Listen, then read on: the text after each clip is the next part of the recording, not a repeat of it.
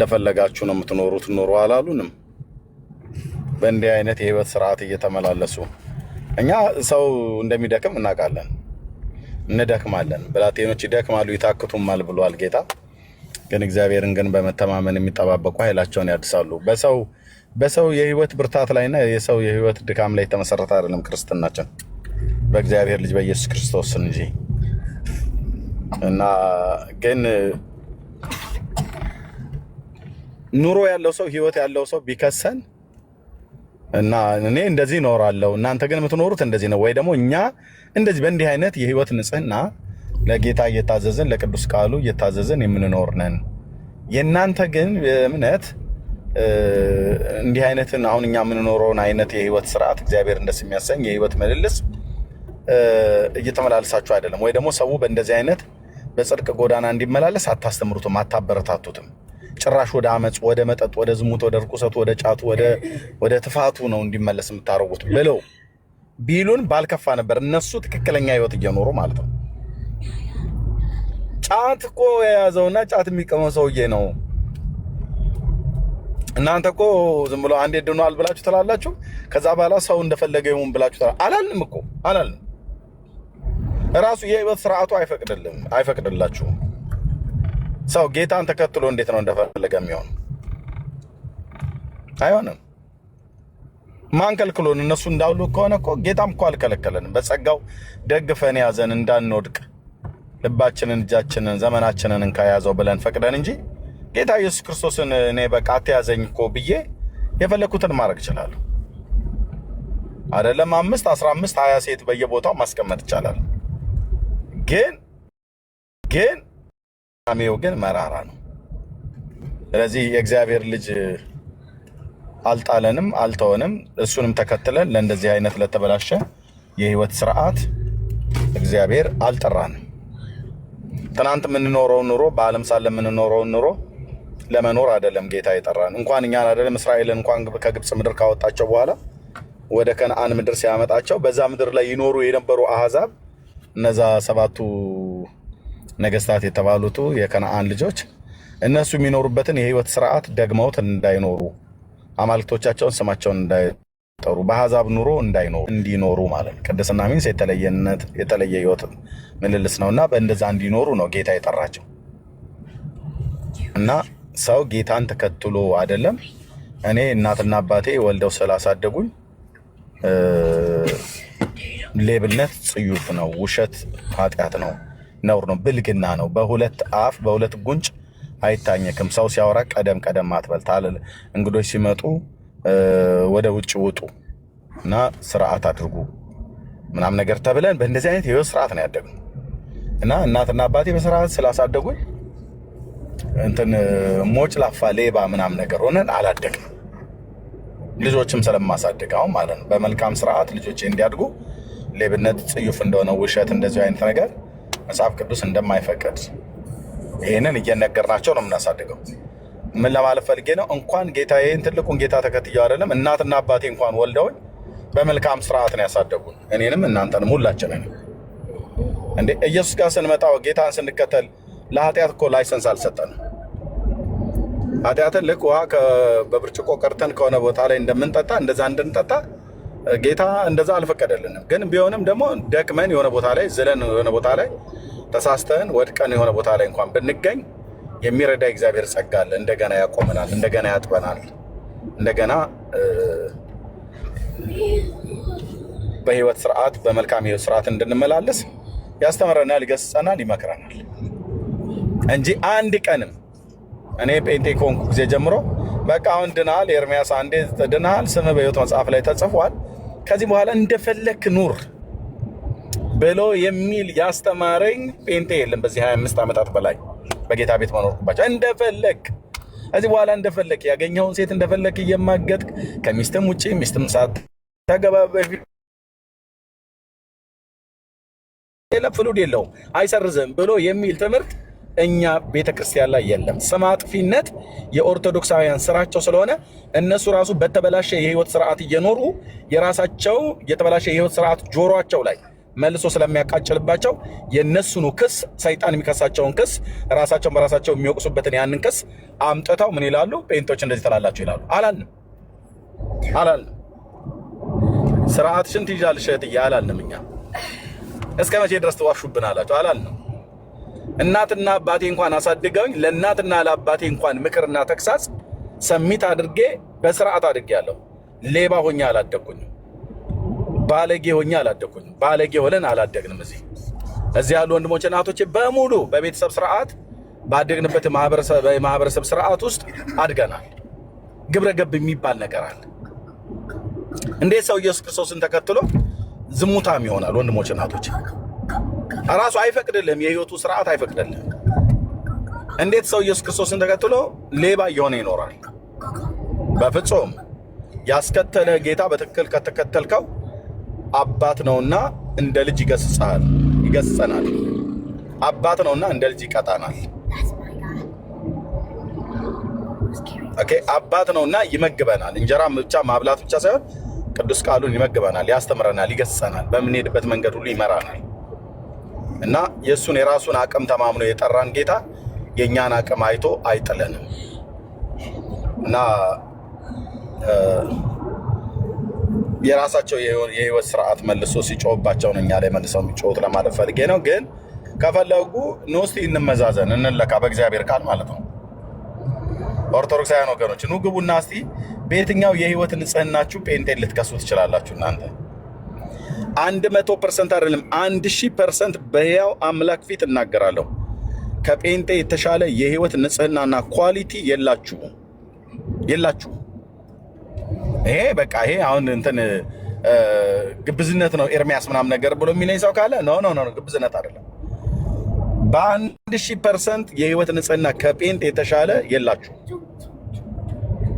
የላችሁ። አንዳንድ አሰዳቢዎች ከዚሁ የህይወት ስርዓት ጋር ከእናንተው የቀዱት ልክ እንደ እስራኤል ልጆች ማለት ነው ኖረው በመልካም የህይወት ስርዓት ኖረው እና በኋላ ልውጥ አሉ። በኢሳይያስ ትንቢት መጽሐፍት ላይ ሲናገር ትዝ ይላችኋል። በመጽሐፍ ምዕራፍ 1 ላይ ሲናገረው ጽድቅ አድሮባት የነበረችው ከተማ እንዴት ጋለሞታ ሆነች ይላል። እና በኋላ ግን አመፅ፣ ጽድቅ ሳይሆን አመፅ፣ የጽድቅን ፍሬ ሲተማመን ጌታ አንድ መዓት ርኩሰት ውሃ ከጉድጓድ እንደሚፈልቅ ይፈልቅ ጀመር። ምንድነው እንደዚህ ያደረጋት ብለን ስንል ምዕራፍ 2 ቁጥር 5 ላይ በተለይ ኢሳይያስ ሲናገር እናንተ የያዕቆብ ቤት ሆይ ኑ በእግዚአብሔር ብርሃን እንሂድ ተባለ። እንደገና ጥሪ ማለት ነው። ዋይ እንዴ ቀድሞ ይሄዱ አልነበር እንዴ? አዎ እየሄዱ ነበር። ከዛ የጽድቅ ጎዳና ላይ ወጡ። ሲወጡ ምን አላቸው? ኑ ይላችኋል እግዚአብሔር። ኑ እናንተ የያዕቆብ ቤት ሆይ በእግዚአብሔር ብርሃን እንሂድ። እና የሚናገራ ነብዩ እዛ ጋር ህዝቤን የያዕቆብን ቤት ትተሃል አለው። ለምን? የምስራቅን ሰዎች አመል ስለተሞሉ ይላል። እንደ ፍልስጤማውያንም ሟርተኞች ስለሆኑ ከባዕድ ልጆች ጋርም ስለተባበሩ ይላል። ኖ እስራኤል ከባዕድ ልጅ ጋር እንዳይተባበር ቶራ ታናቅ ተሰጥቶታል። የህይወት ስርዓት ተሰጥቶታል። እንደሱ የህይወት ስርዓት የተሰጠው ህዝብ የለም። ሄዶ ግን አጉል አዋዋል ሲሆን ልክ ከምን ጋር የተባለች ጊደር ምን ተምራ መጣች እንደሚባለው አይነት እስራኤል ከፍልስጤም ጋር ተደባለቀ። የምስራቅን አመል ሰዎች ተሞሉ ይላል። ለጴንጤም ለእኔና ላንተ እንዲሁ ነው የተባለልን። እንዲሁ ቃል በቃል ብርሃን ከጨለማ ጋር ምን ህብረት ያለው እኮ ያለው ለዚህ ነው። የሚያምን ከማያምን ጋር ምን መጋጠም አለው? ክርስቶስ ከቤልሆር ጋር አላቸው። እንደዚህ አይነት አንዳንዶች ሄዶ ከፍልስጤማውያን ጋር የተደባለቁ፣ አንዳንዶች ሄዶ ከማያምኑ ጋር የተደባለቁ አንዳንድ ጴንጤ ይኖራል እንጂ የአብርሃም አምላክ ምስክር ነው። ኦርቶዶክስን ለመናቅ አይደለም። በህይወት ንጽህና ከተባልክ ጴንጤ ስር እግራቸው ስራ አደርሱም። የእውነት ስነግራችሁ በየትኛው የህይወት ኳሊቲያችሁ እስኪ ይፈተሽ። ጣዖት አምልኮ በየቤቱ ያለው ማቤት ነው። ቦሮንቲቻ ቃልቻ እያለ ዲቤ የሚመታ የሚያስመታ፣ ቱፍታ እያለ ጫት የሚቅም የሚያስቀም ክርስቶስ ያልገባ ነው ማለት ነው። አንዳንዶች ፈርተው እንደዚህ ህልም ምናምን ነገር በህልም እየታያቸው የሚያስፈራራቸው ገና አዳዲስ ክርስቲያኖች እንደዛ ሊኖሩ ይችላሉ። እነሱን ስናገኝ እናስጥላቸዋለን። እኔ ጉባኤ እግዚአብሔር አሴምብል ቸርች በነበርኩበት ሰዓት ላይ ፈረንሳይ ሌጋሲዮን ተከራይቼ እዛ ቀበሌ 07 አንዲት እህት ጌታን ተቀብላ ነበር። እኛ ቸርች ፓስተር አላዛር ነበር ያኔ መርጌታ ታውቃለህ፣ እና እሱ ነበር ያስተምር የነበረውና ያኔ ጌታን ከተቀበሉ ሰዎች መካከል ናቸው። የቤተክርስቲያኒቱ የወንጌል ስርጭት ክፍል ኃላፊ ስለነበር ዲሊቨራንስ እና የካውንስሊንግ የምክር አገልግሎት እንሰጣለን። እና ስጠይቃት አንደኛይቱ ቤቴ ፈረንሳይ ነው አለች። እና በጣም የክፉ የመናፍስት ኃይላት ቤተሰቦቿን ጨርሶባታል። እናቷን ሽቶ ነበር የሚያስጠጣት የነበረውና ፈርታ ጌታን ተቀበለች። እሷ በኋላ ላይ ፈርታ ማለት ጌታን ተቀበለች፣ ፈርታ አይደለም ጌታን የተቀበለችው። ወንጌል ተሰበካት፣ ጌታን ተቀበለች፣ ሰማች የአልዓዛርን ስብከት። ከዛ ከጉባኤ ጌታን ከተቀበሉት ሰዎች መካከል ናቸው። እና እቤቷ እናቷ አውርሳት የሄደችው ነገር ነበር። እና ያማታል፣ እግሯ ያብጣል፣ አይኗ ራሱ አንዳንዴ ጉንጯ ሁሉ እንደዚህ ምናምን ነገር የመጣመም ነገር ነበር። እና ጸለይንላት፣ ክፉ መንፈስ ከላለም ወጣ፣ ማኒፌስት አደረገ፣ ገሰጽኑ ወጣ። እኔና ድንቁ የሚባል አንድ ወንድም ነበረ፣ ጸለይንላት ወጣ። ከዛ ምክር ሰጠናትና የት አካባቢ ነሽ ብዬ ስላት ፈረንሳይ ሌጋሲዮን አለች። እና የቀበሌ ቤት ውስጥ ነው የምትኖረው። እናቷን እዛው ቤት ውስጥ ነው የገደላት። ያንን ምናምንቴ ነገር ለካ ቤት ውስጥ ሰጣት፣ ለማንም ሰው እንዳትናገሪ ይሄንን በስርዓት እንትን በይ ብላት፣ ያው እንደሚሆን የሚደረገውን አድርጊ ብላት ነው እናትየዋ። ያው ክፉ መንፈስ ነው አንቆ የገደላት። እና እኔ እየጸለይኩ እያለሁኝ ጠየኳትኝ፣ በቤትሽ ምንድን ነው ያለው በቤታችሁ ውስጥ ብዬ ጠየኳትኝ። እና የተቀመጠ ቃለ ብዬ ጠየኳትኝ። አዎ አለች። እና እንዴት አወቅ ኤርሚያስ ምናምን ነገር አለችኝ። እና ኦኬ ታዩ እሱን ችግር የለም ግን ምንድን ነው የተቀመጠው ብዬ አልኳትኝ። እቤት ና አሳያለሁ፣ እዚህ አሁን መናገር እፈራለሁ ምናምን ብላለች። ወጣት ሴት ስለነበረች ለብቻ ሜዳ አልፈለኩም። አንድ ወንድም ነበረ፣ እሱን ይዤ ሄድኩኝና አየን። ምንድነው ብዬ ስላት የተቋጠረ ነገር ነው በአገልግል ምናምን ነገር እንደዚህ ላይ ያለው ሲማሽ ተጣበቁኝና በጫማችን ረግጠኑ ማለት ነው። ጌታ እኮ ነው ወንድሞቼ እናቶቼ። እናቷን የበላ አውሬ እሷን አይበላትምና ነገርኳትኝ። ጸለይንና በጫማችን ረግጠን ጋዝ አንጫልኳት። ጋዝ የለኝ ማለች። ቡታ ጋዝ ውስጥ የምትሰራባት የቀረች ነበረች። አዲስ ቡታ ጋዝ እንገዛለን ብዬ ክሩን ሁሉ ከቡታ ጋዙ ላይ አውልቀን የቀረውን ሁሉ ከውስጡ ደፍተን እዛ ላይ ችቦ አረግነው። ማታ ላይ አነደድ ነው። ጸለይን ኩላተኝ። እንደገና እርኩስ መንፈስ ወጣ፣ እንደግዛ ጮኸ። ከዛ ወጣ። ከዛ ሰላም ብራዘር ሰላም እኮ ነው ብዬመለ እና እንደዚህ አዳዲስ ክርስቲያኖች ከሆኑ ገና አዳዲስ የመጡ ሰዎች እንደዚህ ሊፈሩ ይችላሉ። ፈርታ ያስቀመጡ ማለት ነው። ከዛ ሳችሁ ኧረ እነሱ እኮ አንዴ ኢየሱስ ካሉ እኮ በቃ እንደዚህ በቃ ጥምም እኮ ነው ጥምም ብለው እና ኢየሱስ ብለው ካሉ እኮ በቃ አይ እኔ ግን እኮ እንደው እውነቱን እንነጋገር ከተባለ እነሱ እኮ በጣም ልጆቻችን እነሱ ጋር ቢሄዱ ይሻላሉ ብለ ልጆቻችሁን እኮ ወረኛ ትልካላችሁ። ለሚካኤል ለአርሴማ ለአቦ ለተክለ ሃይማኖት ተሰለሽ አልሰማ ብሎሽ የልጅሽ ጠባይ አልስተካከል ብሎ ስንቶቻችሁ ናችሁ የምትልኩት? ወንድሞቼ ናችሁ ስንቶቻችሁ ወደ ጴንጤ ቸርች ይሄዱ ብላችሁ ወጣቶቹ ማለት ነው? አዎ ላኩ። እውነቴን ነው ላኩ። እና በህይወት ንጽህና ከተባለ በህይወት ውድድር ከተባለ አንድ ኦርቶዶክሳዊ እጁን አያወጣም። የጴንጤና ኑሮ ኖራለሁ ብሎ የሚል እኛ አንጮም አናወራም፣ ጉራም አንቸረችርም። እንደው አሁን እኔ አንዳንዴ ንገሩኝ ባይ በየመንገድ ላይ ምን ይባላል እንደሚባል አይነት ነገር ካልሆነ በስተቀር ጌታን ከተቀበላችሁን በኋላ እንደፈለጋችሁ ኑሩ ብለው ይላሉ ጴንጤዎች። ኧረ አላልንም እህትዬ አላልንም። ይሄ የእግዚአብሔር መንግስት እንዲህ አይነት ትምህርት የለውም። ኢየሱስን ከተቀበልክ በኋላ እንደፈለግ መጽሐፉ ራሱ አይፈቅድልንም እኮ አይልም። ይልቁኑ እናንተ ናችሁ ድናችኋል ብለን ስንላችሁ ድኛለሁ እየዳንኩ ነው እድናለሁ ብለህ ትለናለህ። በምን ዳንክ? በእምነት አምነኔ ዳንከው? አዎ። መቼ ስጠመቅ? መቼ የተጠመቀው? በ40 ቀን አምነህ ነበር? አይ እምልህ በቤተሰብህ ነው እንጂ በቤተሰብህ እምነት አንተ ተጠመቅ ብሎ ያለ የትኛው መጽሐፍ ነው? ቁርአን ነው? ሱረቱ አልበቅራ ላይ ነው ወይስ አሊ ኢምራን ላይ ነው እንደዛ ያለ? ወይስ ገላትያ ወይስ ኤፌሶን? መጽሐፉን እኛ ስለምናውቀው የቱ ጋ ነው በቤተሰባችሁ እምነት ተጠመቁ፣ በቤተሰባችሁ እምነት እናንተ ትድናላችሁ ብሎ ያለው? አላለም።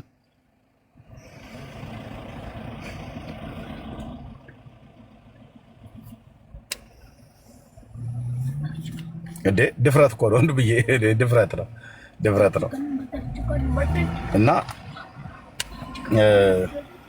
ከዛ ይልቅ የምድኑበትን እውነት እወቁ ወንድሞች እናቶች፣ እሱም ኢየሱስ ክርስቶስ ነው። ይሄን ብለን የምንላችሁ የእግዚአብሔርን ሕዝብ ስትከሱት፣ ስሙን ስታጠፉት እየደመቀ ሻይን እያደረገ በቁጥር እየበዛ ዶሚኔት እያደረገ እኔ ጴንጤን ሳስብ ልክ እችን ተናግሬ ለወንድሞች እሰጣለሁ ብዙዎች ስላሉ ይቅርታ ከድካማችን በቀር የእውነት ነው የሚየመለ ጴንጤን ሳስብ በለዓም የተናገረው ቃል ነው ትዝ የሚለኝ። ማነው? ባራቅ፣ ያ የሞዓብ ንጉስ ማለት ነው። በለዓምን አስጠርቶ ይሄ ህዝብ በሬ ሳር እንደሚጨርስ እየጨረሰ መጥቷልና ምናምን ነገር ብሎ ያለው ማለት ነው። ጴንጤ ልክ እንደዛ አይነት ነው እየሆነ ያለው። በሬ ሳርን እንደሚጨርስ ይሄ ህዝብ አወጣጡ ያስፈራኛል። ስለዚህ እርገምልኛው ለዚህ ሜዳው ላይ ተኝቷል። ሞዓብ ሜዳ ላይ ተዘርግፎ ተኝቶልሃል። እዚሁ በተኛበት አንዴ የአባቴ አምላክ ይድፋህ ብለህ ብትለው እዚሁ ተደፍቶ ነው የሚቀረውና እርገምልኝ ብሎ ነው ያስጠራው።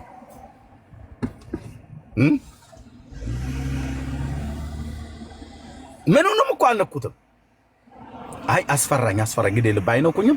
በምድሬ ላይ ነው ያለፉት፣ በእርግጥ አልነኩኝም። በኤዶሚያስም ሲያልፉ እንዳልነኩ አውቃለሁ። የሴር ተራራ ሰዎችን አልነኳቸው፣ እኔንም አልነኩኝም። ግን ደግሞ እዚህ እኔ ሜዳ ላይ ተኝተዋል። እዚህ በሞዓብ ምድር በቤተ ፌጎር ባለው በዛ በሞዓብ በዛ ሜዳው ላይ ተኝተውላል። ከዮርዳኖስ ማለት ሲያየው በቃ ድስት የተሸከመ ምናምን ነገር ያለ ምናምን ነገር ከብቱም መንጋውም ዶሮው ምኑ ማብሮት የሚጓዝ ማለት ነው።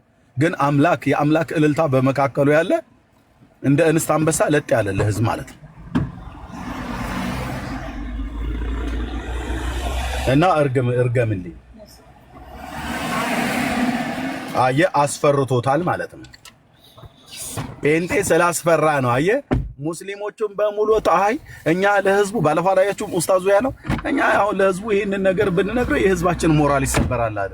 ምን ይሰበርባል? ጴንጤው 26000 ሚሽነሪ ያሰልጥነው ለምን አሰለጠነ? ጎማ እንድናቃጥል ወይስ ዳውን አብይ ልንል ወይስ ለምደው ብለው ተብሎ ሲጠየቅ 4 ስትራቴጂ ነገር አላቸዋል። አንደኛ ለጸሎት ታዲያ ኤርሚያስ የሚጸልይ ሰው ያልተፈራ ታዲያ ነው የሚገርመኝ። ግን ያስፈራኛል አለ። ጴንጤ ያስፈራል። ድምጻችሁን እኮ አጥፍታችሁ ነው እናንተ 40 ሚሊዮን የገባችሁት። እንዴት አታስፈሩ? የእውነት እኮ ነው የምልህ። ድምፅህን አጥፍተህ እኛ የጥንት የጠዋቱ ባለድመት ምልክቱ አትሉ ዝም ጭጭ መናፍቅ የሉተር ቅጥረኞች በሰልባጅ የመጣችሁ በስንዴ የገባችሁ የነሱ በወርቅ የገባ ይመስል ማለት ነው። እንዲህ ብለው ሲያወሩ እናንተ ጭጭ ዝም እና ስራችሁን ትሰራላችሁ። ስለዚህ ህዝብ ቆጠራ ሲደረግ 40 ሚሊዮን ዋት 30 ሚሊዮን 24 ሚሊዮን ምንድነው ጉዳዩ? ወንጌል ጳጳሳቱ ተኝተናል ብሎ ሲል ፓስተሮቹ ነቅተው ስራ እየሰሩ ነው ማለት ነው። ጳጳሳቱ ተኝተናል ይላሉ። እኛ ከእንቅልፍ ልንቀሳቀሳቸው ይገባል። በእውነት ብፁዕነታቸው እንደዛው እንደተኙ መቅረት የለባቸው። የምህረት አብ ደወልም አላነቃቸውም። እሱ ጧፍ ነው ጧፍ አጨሰ፣ አይናቸውን በጭስ ተጨናበሰ። በቃ ተነሳ ወገን ተነሳ ብሎ 4 አይሱዙ ቅጥቅጥ ጧፍ ማስገባ። አንዱን ጧፍ በ30 ነው በ20 ብር ሂሳብ መጣው ማለት ነው። እኔም እንዲህ ላድርግ እንደ ወገን ጴንጤው ላይ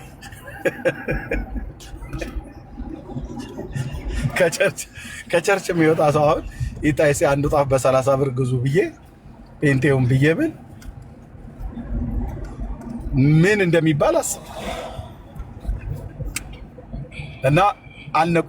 ጧፍ አብርቶለት ኦርቶዶክሳዊ ወጣት አልነቃም። ጧፍ አብርቶ ጳጳሳቱን አላነቃም። መረታብ ሼሞኒዮ በእውነት የማንቂያ ወንጌል እያለ የማንቂያ ደወል እያለ ወጣቱም አልነቃም፣ ጳጳሳቱም አልነቁም፣ ሊቃውንቱም አልነቁም። ተኝተናል አሉ። ተኝተናል። ጨለማ ውስጥ ድቅድቅ ጨለማ ውስጥ ነው ያለው ኑሮ ድቅድቅ ጨለማ ትምህርት ድቅድቅ ጨለማ ማለት ነው። እና እኔ እውነት ስነግራችሁ አንዳንዴ ልክን ማወቅ ጥሩ ነው።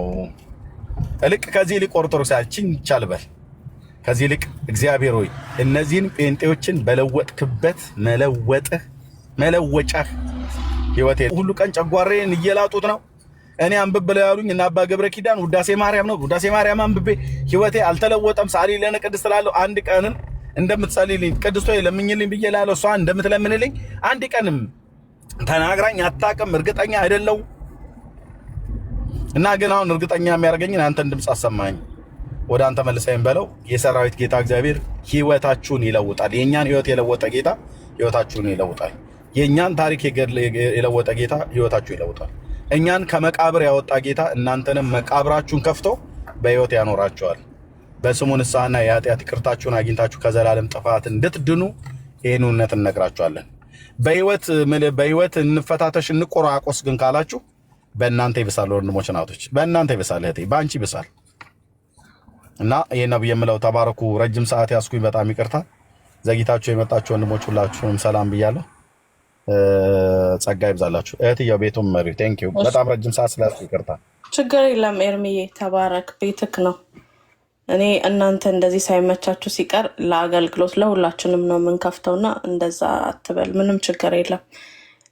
ኤፊዬ፣ መሪ ጌታ፣ የኔታ ፋሪስ እንኳን ደህና መጣችሁ። ኤፊዬ ስራ ላይ ከሆነ እሱ እናስቀድመውና ጠዋት ስለሆነ እናንተ ጋር እስኪ ቼክ ላድር። አይ ቲንክ ዘሴም 2 ሰዓት ጋፕ ብቻ ነው መሰለኝ ያለው። ምንም ችግር የለውም። እሺ መርጌታ ይቀድማሉ በእርግጥ። እሺ ኤፍዬ ካልተመቸክ ብዬ ነው። መርጌታ እንኳን ደህና መጡ። በእርግጥ ሀሳብ ጀምረዋል እርሶ። እግዚአብሔር ይመስገን ሰላም ብያለሁ። መርሲ እግዚአብሔር ይመስገን። ሰላም ናችሁ? ደህና ነን፣ ጌታ ይባረክ። እሰይ ጸጋ እግዚአብሔር ይብዛላችሁ። ዳጊ፣ ሆሲ፣ ሰናይ፣ ኤርሚዬ፣ ኤፊ ለሁላቸው እንዴ ወንድም ፋሬስም አሉ እንዴ። እግዚአብሔር ይመስገን። የልደታ ጠላ ሳይጠምቁ የልደታ እንዴው ሳይጠጡ ቀሩ አይደለ? ትናንት ፋሬስ ሰዎች እስኪሰፍ አው በጣም እኮ የሚገርም ነው። በየብሎኩ ስር እንዴው አንዳንዱ ስለሆነ 2-3 በግ ያረዷሉ። በጣም የሚገርም ነገር። ይሄ ሁሉ ሊጨርሱት ነው አልኩ። አምሽት የነበረ ስገባ እንደዚህ ቢራው ተደርድሮ ላይ ድረስ ጣራው ድረስ ሄዷል። በአንድ ብሎክ ውስጥ ያለ ሰው እንዴ ይሄ ሁሉ ሊጨርሱት አልኩኝና በጣም ገርሞኝ። ይሄ ነው እንግዲህ የነሱ ስነ ምግባር፣ የነሱ ስራ ማለት ይሄ ነው። በነሱ ስም መቀለድ፣ በማርያም ስም። ያው ማርያም የሚሏት እኮ ራሄሎ ነው የምንላት እኛ ድሮ። ራሄሎ በጣም የምትገርም ናት። በእጽ ሀዩ እጽ ቀትልም ደግሞ ትጠቀማለች ራሄሎ። እሷን ነው ልደታ ብለው ያመጧት። የዛር መንፈስ ናት፣ ንፍሮ የሚገበርላት በየዛፉ ስር በየወንዙ ስር። ዛሬም እንደዛው ነው። ማርያም አይደለች የምትቀበለው፣ ራሄሎ ናት። በጣም ብዙ ጊዜ ራሄሎ አይጠገንዝህ አምጣ ትል ነበር። እኛ ግን አባቶቻችን እንዳስተማሩን ብለው ወዴት ይመጣሉ? ወደ ራሄሎ። ያ የነሱ ስራ ነዋ። ህዝቡ የት ያውቋል? ናሴ አንድ ቢሉት ምን ቢሉት ምንም። እና ይሄ የርኩሰት ስራም እንደ ስራ ይሄ እኮ እንደ ጽድቅ አድርገው ነው እኮ የሚቆጥሩት። ከትናንትና ወዲያ ትናንትም እያወራን ነበረ ከወንድም ፋሬስ እና የወንድም ፋሬስ ባለቤታቸው ናት ምንድን ነው ምናምን ስንላት የሆነ ሴት እየለመነች ምን ሆና ነው? አይ ለመቤቴ ተስዬ ነበረና ስለቱ ካልሰመረልኝ እንዲሁ አደጋ ውስጥ እገባለሁ እና ባካችሁ ትላለች። ለካ ስለት ተስላ ነበረ። አምናገርናት። እንዴ ምንድን ነው? ምን ሆነሽ ነው? ለምን አታዩም? ከሌለሽ እኮ የለችም። ኧረ አይደለም፣ የዛሬ 5 ዓመት ልጄ ነጥቃኛለች ልጄን ነጥቃኛለች እና አሁንም ትወስድብኛለች። እንደ ገንዘቧን ማዳን ካቃታት ምኑ እሷ እንትን ትላለች። አያችሁ ህዝቡ እንዴት እንደታሰረ። ይሄ ነው እንግዲህ ስራ የሚሉት። ዝክር መዘከር፣ በማርያም ስም መጠጣት፣ በገብርኤል ስም መጠጣት፣ በሚካኤል ስም መጠጣት፣ መስከር፣ በእነሱ ስም መስጠት ምንም። ኧረ ኢየሱስ ይሻላል። እግዚአብሔር ይመስገን። አመነው። ምንም አይነት ዝክር አይፈልግም እሱ። በመድኃኔ ዓለም ስም በ6 ይሁን በ27 መቼም ይሁን ዝክር አይፈልግም፣ ዕጣን አይፈልግም፣ ጠዋፍ የማይፈልግ ጌታ ፈወሰን፣ አዳነን። እነሱስ ተክለ ሃይማኖት ካልዘከራችሁት አንዳች ሊያደርግላችሁ አይችልም። ልደታ ካልተዘከረች አንዳች ልታደርግላቸው አትችልም። በጉቦ የሚሰሩ 185,000 ጻድቃን ሰማዕታት በምድራችን ይከበራሉ። 185,000 የዘመናት እንቆቅልሽ ስትፈታ ክፍለ 1 መጽሐፌ ላይ ጽፌዋለሁ በዝርዝር። 181,000 ጻድቃን ሰማዕታት ምን ያላሉ? ሊያሳርፉት ያልቻሉት ህዝብ ሁል ጊዜ እንደተቅበዘበዘ የሚኖር ህዝብ ምኑ ነው ታዲያ ስራው? የታለ ስራው? የታለ ያረፈበት? እሰራለሁ የሚለው ነገር የታለ ያረፈበት? ሁል ጊዜ እንደተቅበዘበዘ። ጌታ ይፈውሰው እንጂ ህዝባችን ጌታ ይፈውሰው። ፊቱን ወደ እግዚአብሔር እንዲያቀና፣ ወደ ኢየሱስ እንዲያቀና፣ ኢየሱስ ለእርሱ ደሙን እንዳፈሰሰ እንዲያውቅ እግዚአብሔር አይኖችን ይክፈል። እና ራሄሎ በጳጳሳት በእመቤታችን ተቀየረች አሉ። ተቀየረች። ከዛ በኋላ እመቤቴ ዛሬ እንዲህ አለች። ምን አለች? እንዲህ ብላኛለች እመቤቴ፣ እንዲህ አለች። አቡነ ማቴዎስ ምን አሉ? አንድ ጊዜ በጣም በሊቃውንት በዚህ በሲኖዶስ ስብሰባ ላይ እንዲሁ ይቅርታ አድርጉልኝ፣ እንዲሁ እሷ እየተገለጠች የህልመ ዮሴፍ ደጋሚ ናቸው እኮ ወንድም ፋሪስ ያውቋቸዋል። እና ህልመ ዮሴፍ ደጋሚ ናቸው። በኋላ መጣች፣ ፓትርያርክ ነህ እያለች ነው። እናንተ ምን ላድርግ? አቡነ ጳውሎስ ተቀምጠው ነው እኮ ደነገጡ ጳጳሳት። ምንድን ነው? እመቤታችን እንግዲህ በግድ ንገራቸው ብላይ ነው። እንግዲህ ከሰማችሁኝ ሰማችሁኝ፣ ካልሰማችሁኝ እኔ ምን ልም፣ ግን ተናገር፣ ካልተናገርክ ልሳንህን እዘጋዋለሁ ብላኛለች። እሺ ምን አለች? በቃ ከዛሬ ጀምሮ ፓትርያርኩ አንተ ነህ። ብፁዕ አባታችን አቡነ ጳውሎስ ደብረ ሊባኖስ ሄደው በቀኖና ምክንያት እዚያ ቁጭ እንዲሉ አዛኛለች እመቤታችን። ተናገር ብላኛለች።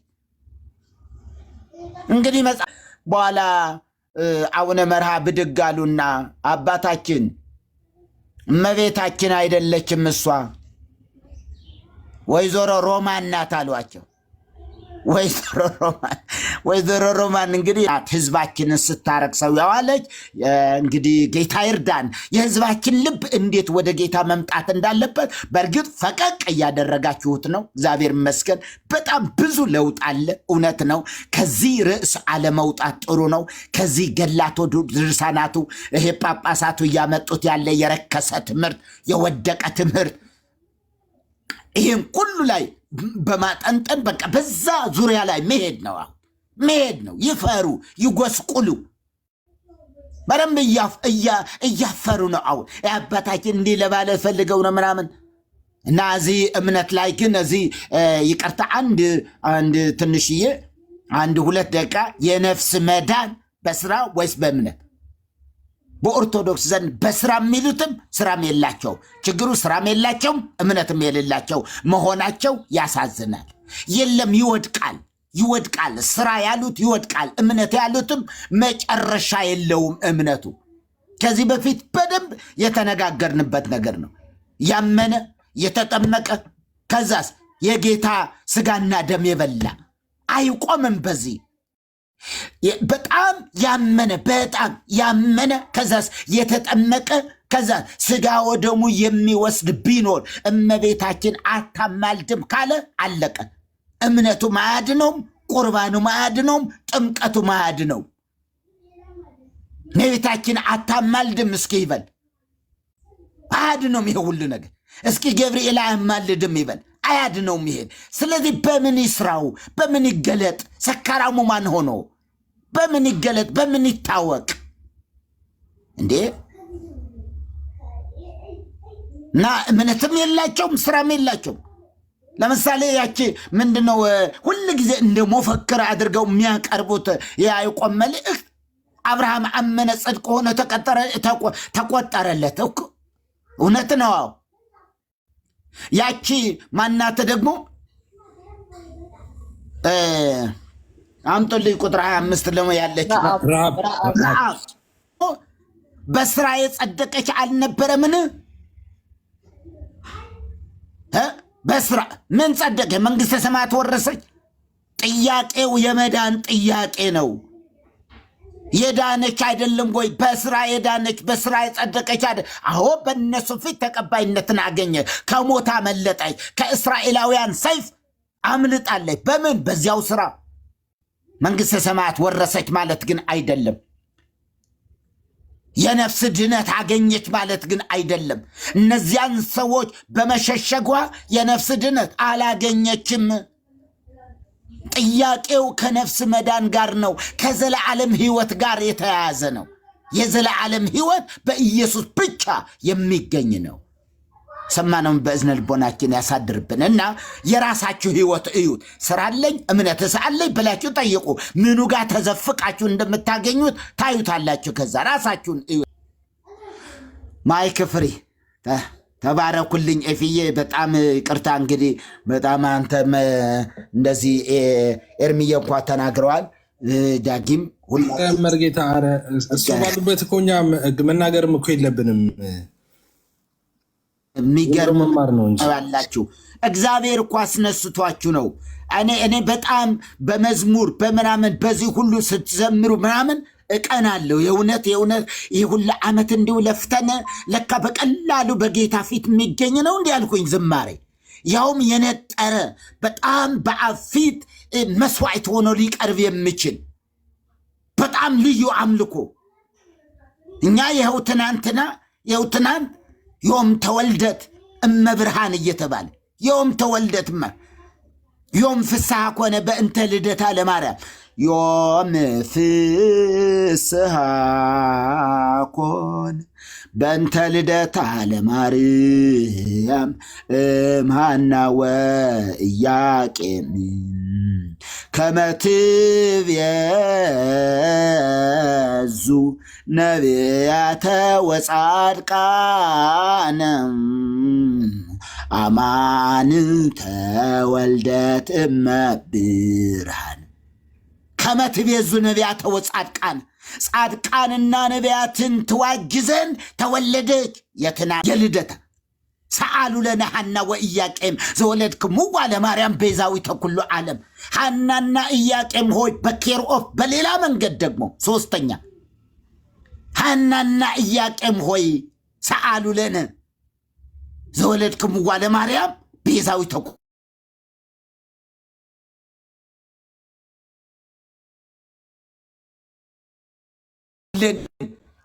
ማንን? ማርያምን። ከዛ ማርያም ደግሞ ወደ ማን? ወደ እግዚአብሔር። እነሱ ወደ ማን? ያው እኛ ወደ ማን? ወደ ሐናና ኢያቄም። ከዛ ሐናና ኢያቄም ደግሞ ወደ ማን? ወደ ማርያም። ማርያምስ ወደ እግዚአብሔር። አያችሁ እንዴት እንደወሰዱት። ሁሉ ጊዜ ባህታውያን አሉ ያስተምራሉ። ምዕመናን ዛሬ እመቤታችን የተወለደችበት ቀን ነው። እንዴት ተወለደች ብትሉኝ አባት እናቷ መሃን ነበሩ ኢያቄምና ሐና እና ሁሉ ጊዜ ሳያቋርጡ እመቤታችን ቤተ ክርስቲያን እየሄዱ ይነግሯት ነበረ ልጅ ስጭኝ እያሉ። ማንን ለመውለድ? ማርያምን ለመውለድ ማርያም ቤተ ክርስቲያን ላይ ይሄዱ ነበር። ህዝቡ እልል ይላል፣ ህዝቡ ያጨበጭባል። ጌታ ይርዳን። እና በእንደዚህ አይነት ውድቀት ውስጥ ነው ያለው ህዝቡ። ይኸው ፈለገ ማነሱ መጽሐፍ ቅዱስ የሚሰጥ አያችሁት አይደል? መጽሐፍ ቅዱስ የሚሰጠው ትንሿ ናት ያለችኝ ምን ሰኔ ጎልጎታ። መጽሐፍ ቅዱስ ለህዝባችን ውዳሴ ማርያም ነው። እዚህ ቲክቶክ ላይም እየመጡ መጽሐፍ ቅዱስ አንብብልኝ አልያዝኩም። አውቆ ደግሞ እንትን ከከፈትኩት እንደዚህ የለም፣ መጽሐፍ ቅዱስ የለም፣ አልተዋወቀም፣ ገና ነው። ጌታ ይርዳል። እና በምን የእግዚአብሔር ቃል ከሌለው ስራ ከየት ያመጣዋል? በእግዚአብሔር ቃል ውስጥ ነው ያለው። እምነትም ያለው በእግዚአብሔር ቃል ውስጥ ነው። ስራም ያለ በእግዚአብሔር ውስጥ ነው። ጌታን ስንቀበል በቃ እስኪ ከዛሬ ጀምሮ እንዲሁ ስካሩን ላቁም፣ ከዛሬ ጀምሮ እስኪ በቃ ዝሙትን ላቁም ብለን ወይም ጥንቆላውን ላቁም፣ አስማቱን በቃ ከዛሬ ጀምሮ ልድፋው፣ ምኑን ይሄ የያዝኩትን አብሾ አለ፣ ስራ አለ፣ በጣም የጠንበለል ስራ አለ፣ የጡንጅት ተቀጽላለ፣ ምንም አይገኝ። ሱዳን ጠረፍ ነው የሚገኘው የዚህ የጡንጅት ተቀጽላ ምናምን ነገር። ከዛ ጌታ ሲገባ ድፍት መጽሐፉ በእሳት ለኮስኩት። ይሄ የመንፈስ ቅዱስ ስራ ነው። የመንፈስ ቅዱስ ስራ። ወቃሹ መንፈስ ከኛ ጋር ካለ እንዲሁ ተሳድበን እንኳ ቢሆን እዚያው ላይ እግዚአብሔር ልክ አይደለሁም እኮ ለምን ግን እንዲህ ብለህ ተሳደቡ? ልክ አይደለሁም እንዲህ ብዬ ለምን ተሳደቡ? ይሄ ወቃሽ መንፈስ አለ። ሌላ ቀጠሮ አንይዝም። ሌላ ለኃጢአት ቀጠሮ አንይዝም። ብንሰራ እዚያው ላይ ካንስል እናደርገዋለን። እዚያው ላይ ካንስል በገባበት ወዲያው ይወጣል። በገባበት ይወጣል። ዝም ብሎ ከትሞ የሚኖር ኃጢአትም የለም። ያ የመንፈስ ቅዱስ ህልውና በከኛ ጋር የመሆኑ አንድ ውጤት እኮ ይሄ ነው እኮ። እግዚአብሔር እንዳልጣለን ማረጋገጫው ምንድን ነው? እግዚአብሔር እንዳልተወን። አዎ ጌታ ሆይ ልክ አይደለሁም እንዲህ ብዬ የተናገርኩት ልክ አይደለሁም ስትል እኮ መንፈስ ቅዱስ በእናንተ ህይወት ውስጥ የመኖሩ ውጤት ነው። እግዚአብሔር ይመስገን። አንድ ሰው የትኛውም ኃጢአት ሰርቶ ከዚያ እንዲሁ ከወቀሰው መንፈስ ቅዱስ ነው። መንፈስ ቅዱስ በቃ አልተተዋችሁም። ለራሳችሁ፣ ለአእምሯችሁ፣ ለስራችሁ አሳልፎ አልሰጣችሁ ማለት ነው። ይህን ብልጫችን ስሙ ብሩክ ይሁን። የሆነች ነገር ብንናገር ዋው ልክ አይደለሁም እኮ ስንል ይሄ ከማን? ከመንፈስ ቅዱስ። ከመንፈስ ቅዱስ የሆነልን የተፈጥሮማ መታገል ነው፣ መከራ ነው የምታዩት። እንትን ልሂድ ትላላችሁ ምንም። ጌታ ይርዳን። የሰማነውን በእዝነ ልቦናችን ያሳድርብንና ስራ ያለን እኛ ነን። አይቼዋለሁ፣ እኔ ስራዬን አየሁት፣ በኢየሱስ አየሁት። ያ ሁሉ ጥንቆላ ስንቱን አደነቆርኩት እናንተ በድግምት ግን እየቀደስኩ ግን ማህሌት እየቆምኩ ስንቱን ለጊዜው አይኑን ድፍን ያደረግነው መፈተኛ ያደረግናቸው ብዙዎቹ መፈተኛ። የምትፈትኑት አጠገባችሁ ያለውን ነው። የምትፈትኑት አጠገባችሁ ያለችውን እንደምንም ቀርባችሁ ነው። መስተፋቀሩ ይሰራል ወይስ አይሰራም? ድግምት በዛው ነካ በትከሻ ነካ። ከዛ በቃ ከሰራባት አለቀ፣ ይሰራል ማለት ነው። ከዛ መፍቻውን ፈቶ እንትን ይላል። እንዲህ አይነት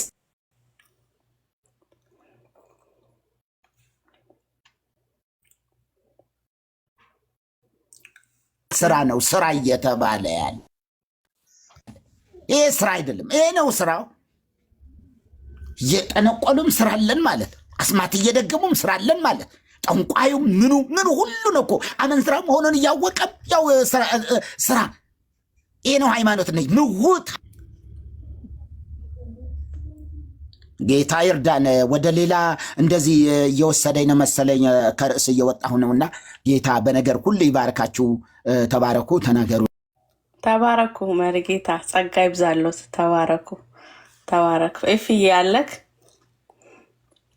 ያለው እሺ፣ ሰላም በለን የምትለው ነገር ካለ ከዛ ከተፈቀደልኝ መርጌታን አንድ ጥያቄ ልጠይቃቸው። ወንድሞች፣ እኔ ይሄ ቤት የሁላችሁም ነው። ኦኬ፣ እንደዛ እንዳትሉኝ፣ እንደፈለጋችሁ ችግር የለም። እሺ፣ እኔ መሪን ነው የምጠይቃቸው። ከፈለጉ መመለስ ይችላሉ፣ ካልፈለጉም ይለፈኝ ማለት ይችላሉ።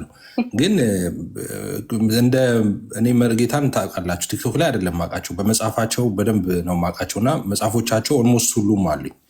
ባለፈም ስነግራቸው ነበረ እና በተለይ ነገረ ክርስቶስ ላይ የጻፉት መጽሐፍ በጣም ወደ 20 መጽሐፍ መሆን የሚችል መጽሐፍ ነው አንዱ መጽሐፍ ማለት ነው። በጣም የተለያዩ ቶፒኮች ናቸው ያሉት። በተለይ ደግሞ ክህነትን በተመለከተ በጣም ብዙ ነገር የተማርኩት ከዛ ላይ ነው። ሌላ የእሳቸው መጽሐፎች ደግሞ አንድ የሚገርመኝ ነገር ሌላ መጽሐፍ ሶርሶችን አንድ ብዙ ሰው ሶርስ ይጠቀማል፣ ግን ሶርሱን የቱ ጋር እንደተጠቀመ እንኳን አያስታውቅም። መጨረሻ ላይ ሶርሶቹን ሊጠቅስ ይችላል ከነዚህ መጽሐፍ ብሎ፣ ግን እሳቸው አብዛኛው መጽሐፎቻቸው ላይ የሆነ ሀሳብ ያነሱና ደግሞ ሞር ደግሞ በዛ ጉዳይ ላይ እውቀት የሚፈልግ ሰው ምን ማንበብ እንዳለበት ሁሉ ይጠቁማሉ እና በሱ ይገርመኛል። አሁን ከጥያቄ ጋር ባልተያዘ ነው ይሄንን የምለው፣ ግን ለመርጌታ ያለኝ ጥያቄ ምንድነው፣ መርጌታ እንዴት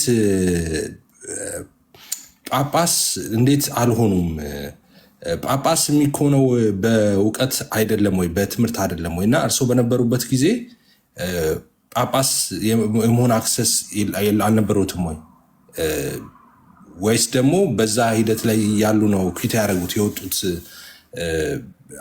ኦርቶዶክስን አልለቀቁም፣ ኦርቶዶክሳውያንም አልተባረሩም ከቤተክርስቲያኒቷ አውቃለሁ።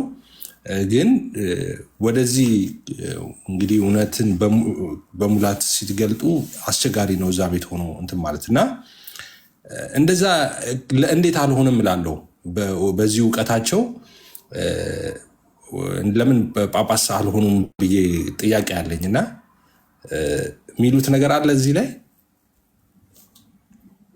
እግዚአብሔር ይባርክልኝ፣ እግዚአብሔር ይስጥልኝ። መልካም ጥሩ ጥያቄ ነው። እግዚአብሔር ይመስገን፣ ጥሩ እይታ ነው። እንግዲህ የጵጵስና ጳጳስ ለመሆን ገንዘብ ነው የሚያስፈልገው፣ መተዋወቅን ነው የሚያስፈልገው። ብዙ በአብዛኛው እንደዛ ነው እንጂ የትምህርት ጉዳይ መርጌታ መሆን በጣም ሊቅ መሆን አይደለም የሚያስፈልገው። በአሁኑ ጊዜ ገንዘብ ያስፈልጋል። በጣም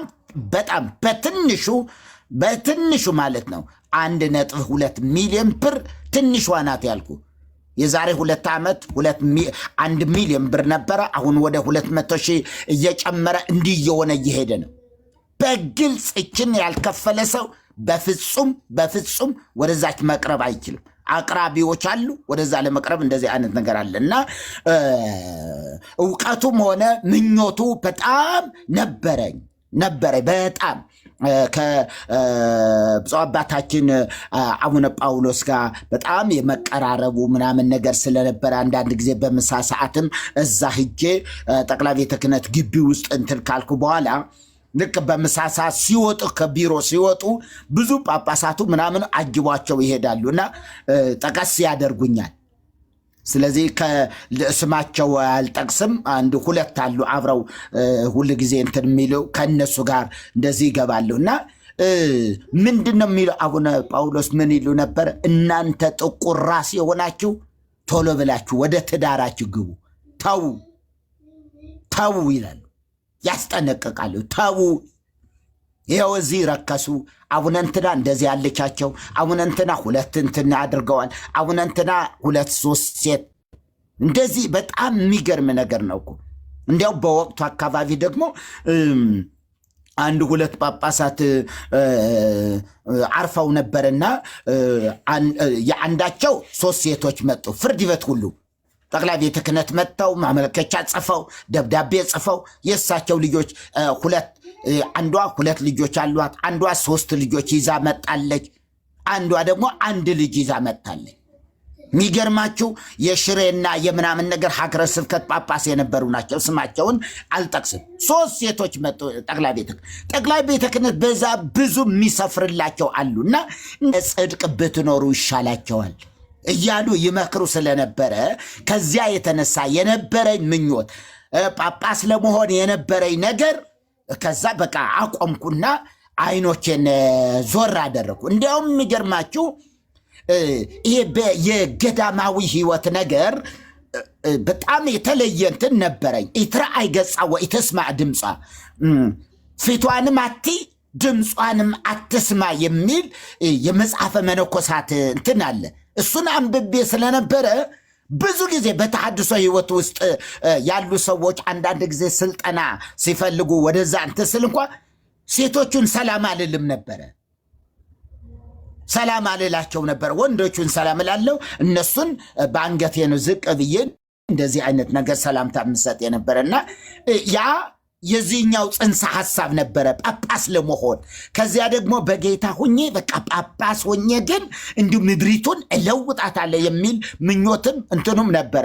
በኋላ እሳቸው ሲናገሩ አሁን ነው መስራት አሉ። አሁን ነው መስራት። እዛ ከወጣችሁ ገንዘቡ አለ ምኑ አለ፣ መስራት አትችሉም አሉ። እና መጽሐፍ ማሳቀልም ሰጥቻቸው ነበረ። ከ8 ዓመት በፊት ነው።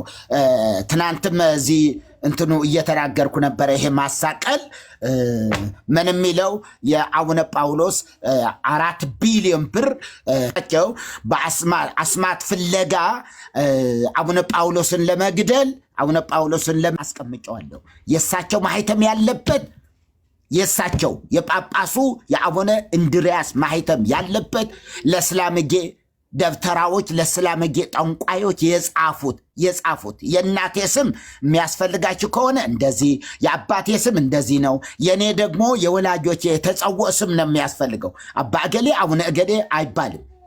ያንን ስም እንደዛ ያደረግኩበት ስለነበረ በዚያ ምክንያት ደግሞ አቡነ ጳውሎስ ሞር የበለጠ እንትን አሉኝ። የበለጠ እንዲሁ ትንሽ አከበድከው፣ እንዲሁ ቀለል ብታደርገው ጥሩ ነው።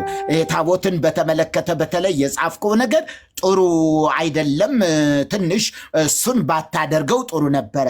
የሽንኩርት መክተፊያ ሸዋሮቢት ላይ የሽንኩርት መክተፊያ አድርጋው አንዲት ሴት እንዲህ ያልከው እሱ ትንሽ ለሰው ለአይምሮም ይከብዳል ብለው ያሉኝ ነገር ነበረና በዛ ምክንያት በሳቸውም ሌሎች በአባቶች ተው እናንተ ቶሎ ብላችሁ ወደ ትዳራችሁ ግቡና ወንጌልን ስበኩ የሚሉ አባቶች አሉ። እና በእነሱ ምክር ነው ወደ ትዳር የገባው። 2000 ዓመተ ምህረት ላይ አገባሁ ማለት ነው። ዛሬ ላይ የ4 ልጆች አባት ሆኛለሁ። 2 ሴቶች ልጆችና 2 ወንዶች ልጆች አሉኝ ማለት ነው። እግዚአብሔር ይመስገን። እንግዲህ ይህን ይመስላል እንጂ እዛ ለመድረስ ምንም ቀላል። የወንድም ፋሬስም በጣም ቆመስ ነበሩ። አሁን ሳቸው ቆመስ ነበሩ። በኋላ ወንጌል ሲገባቸው እንዲሁ እንትን ሲሉ ምናምን ነገር ከዚያም እኔ ማገኘኋቸው ይበሉ ምናምን አልኩና አንዲት ልጅ አምጥቼ ቆጭ አረኩላቸው። ለዚያ ላይ በቃ እንትን ወከካሩ አሉና በቃ እንግዲህ እንዴት ነው አልናቸው። በጣም ብዙ ሲስተም ተጠቅመን ነው እንትን ያደረግናቸው ወደ ትዳር። እኔ ነኝ የዳርኳቸው ማለት ነው። ወንድም ፋሬስም አግብተዋል። የ2 ልጆች አባት ሆነዋል። አሁን የ17 ገዳማት አስተዳዳሪ የነበሩ ናቸው። ጌታ ይባረክ። ይህን ይመስላል። ሰማነውን በእዝነ ልቦናችን ያሳድርብን ነው የሚባለው በኦርቶዶክሳዊ ዘይቤ። እውነት ነው። ማንም አላወገዘኝም። እውነት ነው። በቃ ይሄ እውነት ነው። መርጌታ ዛሬም ድረስ ምን እያሉ ነው? ንግግርን ከመቋጨት በፊት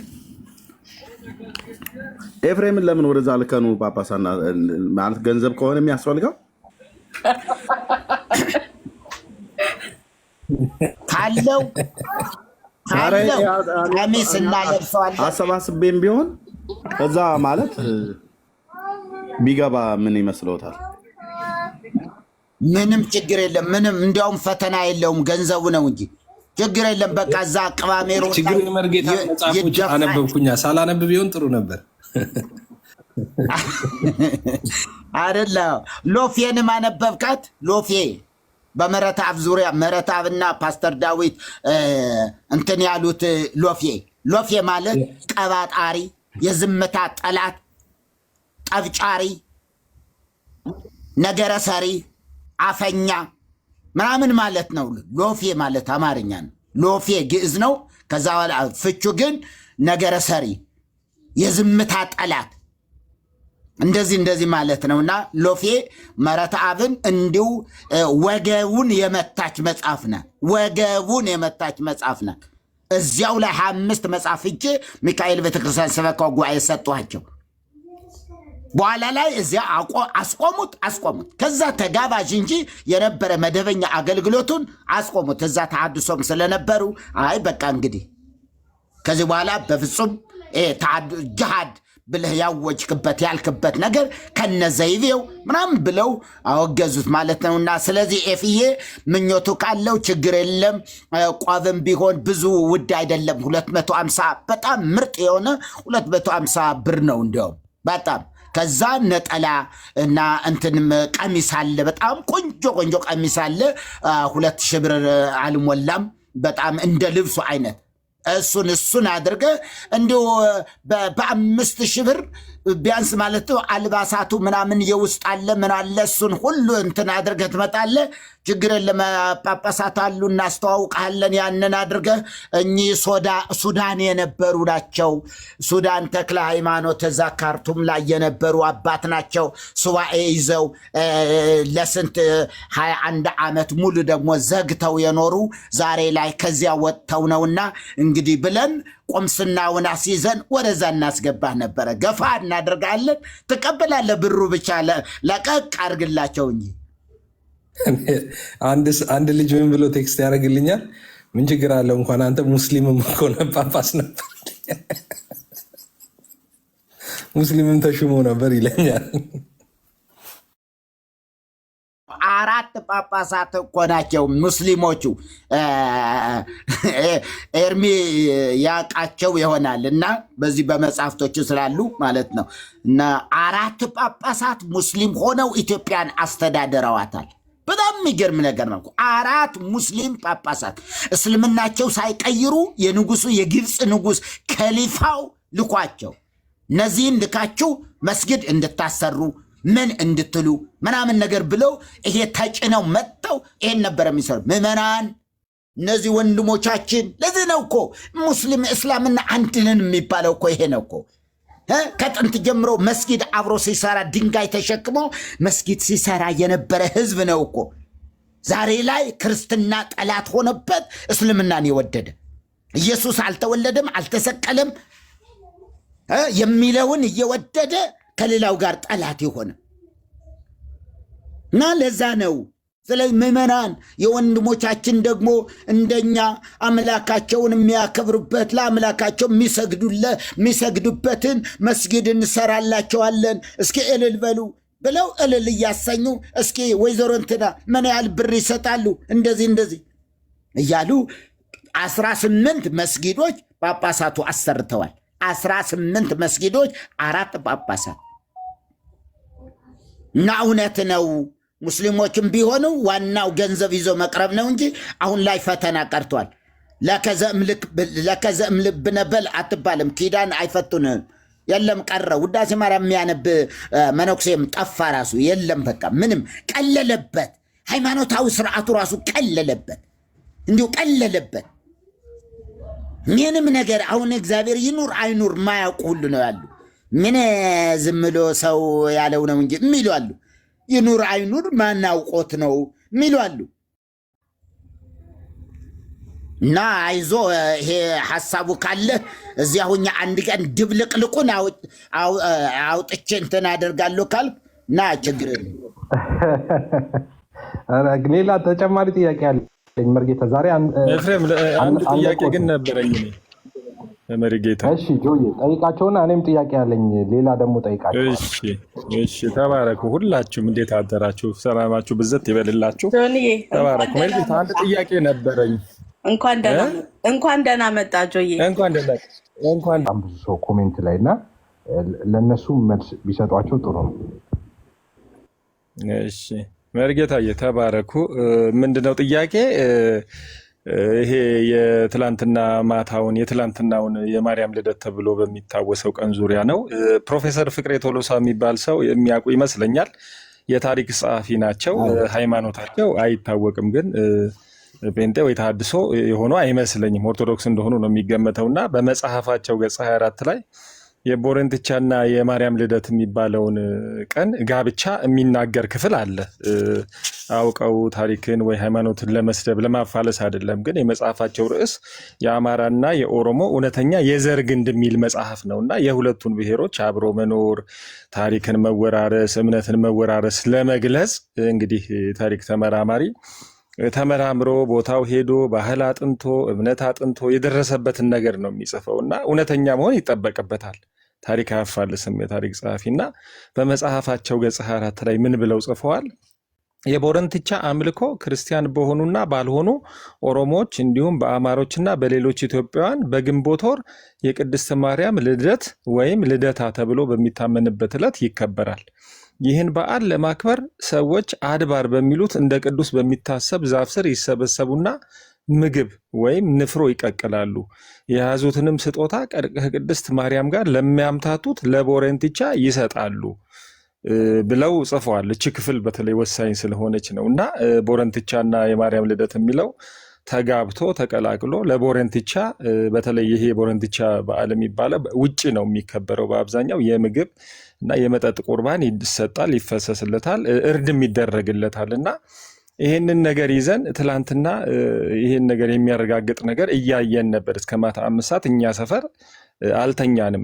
ምናልባት ሌሎቻችሁ ሰፈር ጨዋ ሰዎች ይኖሩ ይሆናል። እኛ ሰፈር መዋጮ ይጠየቅ ነበር። ሰው በመኪናም በእግርም ሲወጣ ለማርያም ለልደታ እየተባለ ገንዘብ ይሰበሰብና ወጣቶች ካሳ ቢራ ሲያስገቡ አይቻለሁ። በግ ሲገዙ ድንኳን ተጥሎ የሰፈሩ ሰው በልቶ ጠጥቶ በጣም ይጨፈር ነበር። ይሄ ነገር ደግሞ ከምን ጋር ተገናኘልኝ? ዘጸአት ላይ ሊበሉና ሊጠጡ ተቀመጡ፣ ሊዘፍኑም ተነሱ እየተባለለት አሮን የሰራው የወርቅ ጥጃ እንግዲህ እሱ ነገ የእግዚአብሔር በዓል ነው ያላቸው እና የአጋንንት በዓላት የእግዚአብሔር በዓል እየተባሉ ነው ስማቸው እና መብላት፣ መጠጣት፣ መዝፈን፣ መጨፈር ካለ የአጋንንት በዓል መሆኑን ከቦረንትቻ ጋር መጋባቱን ለእኔ አረጋገጠልኝ። እንደው ይሄንን ነገር የሚያውቁት ነገር አለ? ቦረንትቻ በልደት በማርያም ልደት ስም ገብቶ አጋንንት ስር ሰዶ በምድራችን ላይ እየተመለከ እንደሆነ እኚህ ፕሮፌሰር ፍቅሬ ቶሎሳ አላረጋገጡም? ምን የሚያውቁት ነገር አለ ብዬ ነው። ተባረኩ መድጌታ።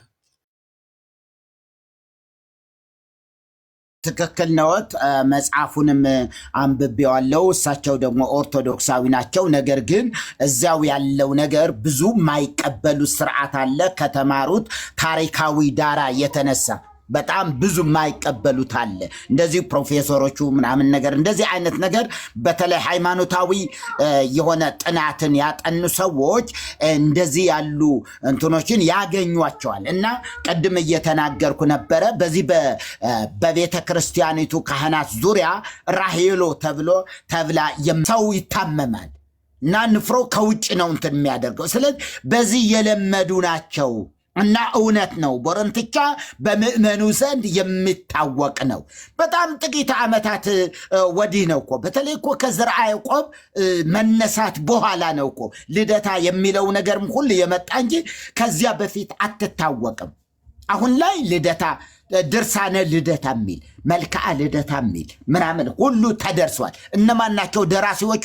የጥንት ከብራና ተጽፈው የነበሩ ሳይሆን እነ ሮዳስ የውነ ሮዳስ ናቸው ይጻፏቸው።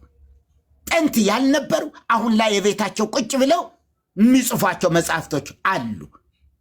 እና ይኸው የልደታ እሱ ነው የጻፈው። መልክዓ ልደታ፣ ድርሳነ ልደታ ምን ያልተባለ ነገር አለ? ስለዚህ ምን ልፈልጌ ነው ወንድም ዮሐንስ፣ እውነት ነው። ከዚህ ጋር ተያይዞ በካህናቱ ራሄሎ፣ በዚህ ደግሞ ቦረንትቻ በምእመናኑ በዚህ በኦሮሚያ በኩል እንደዚህ ባለ የሚታወቅ በዓል ነው። በዚህ በሰሜኑ የአገራችን ክፍልም ዛፍ ስር ላይ ነው፣ በአብዛኛው ዛፍ ስር ላይ ነው ንፍሮ የሚቀቀለው እና እሷ ናት በማርያም ስም ለመቀየር ሞክረዋል። አባ ኃይለ ሚካኤል ነው ምናምን ነገር የሚባሉ አንድ አባት ልደታ እንበላት ይሄ ነገር ይቀርና ልደታ ማርያም እንበል። ልክ ድርሳነ ሚካኤል አለ። ኤርሚ አንብቦት ይሆን እስኪ ምን ላይ እንደሆነ በኋላ አየዋለሁ። አሁን ከዘጋው በኋላ አየዋለሁ። የሚካኤል በዓል ህዳር 12 ዙሃል የሚባል የጣዖት በዓል ነው። የታወቀ በግብፅ አገር የታወቀ የዙሃል በዓል ነው። አቡነ ጎርጎርዮስም ጽፈውታል። የዙሃል በዓል ነው። ያንን ማስጣል ሲያቅታቸው ማፍረስ ሲያቅታቸው ዙሃል ብዙ የግብፅ ጣዖታት በክርስትና እምነት ምክንያት ፈርሰዋል። ዙሃልን ማስጣል ግን አልተቻላቸውም ይላሉ አቡነ ጎርጎርዮስ። ከዛ ሀዲገ ልማድ ጽኑ ውእቱ፣ ልማድን ማስጣል የማይቻል ነው፣ በጣም ከባድ ነው በሚል ምክንያት ዙሃል በዙሃል ፈንታ ዙሃል የሚለው ብቻ ሚካኤል በሚል ተቀይሮ ስርዓቱ ግን እንደቀጠለ ጭስ ማጨሱ ግን እንደቀጠለ። ስለዚህ ዛሬ ወደ ነገስታቱም ወርዶ ህዳር ሲታጠን በሚል ዙሃል ሲታጠን የነበረውን ነው እኮ ዙሃል የሚታጠንበትን አሁን ሚካኤል ሲታጠን እየተባለ እየተነገረ ያለው የዙሃል የዚህ በዓል ነው። እና ምሁራን እንደዚህ ያሉ ሰዎች ይህንን ያውቁታል፣ ይረዱታል። ለምሳሌ ተስፋዬ ገሰሰ፣ ፕሮፌሰር ተስፋዬ ገሰሰ አወቃችኋቸው? የብሔራዊ ቲያትር መስራች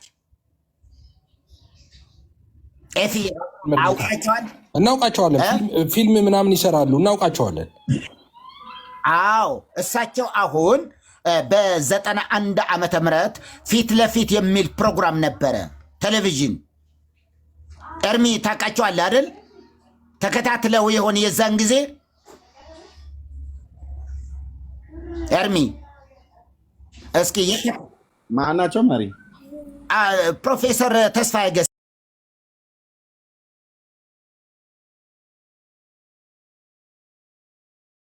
ገሰሰ የብሔራዊ ቲያትር ይሄ ምንድነው ድራማ ሁሉ ይሰራሉ። ልክ ነው። እሳቸው በ91 ዓመተ ምህረት ፊት ለፊት የሚል ልክ አይናችን እንደሚባለው ፊት ለፊት የሚል ፕሮግራም ነበረ እና በእንግሊዝ ሀገርም እስራኤል የትም ብዙ አገር ሄደው ጥናት አድርገዋል። የታሪክ ምሁር ናቸው። በነገራችን ላይ ታሪክ ተመራማሪ ናቸው በጣም።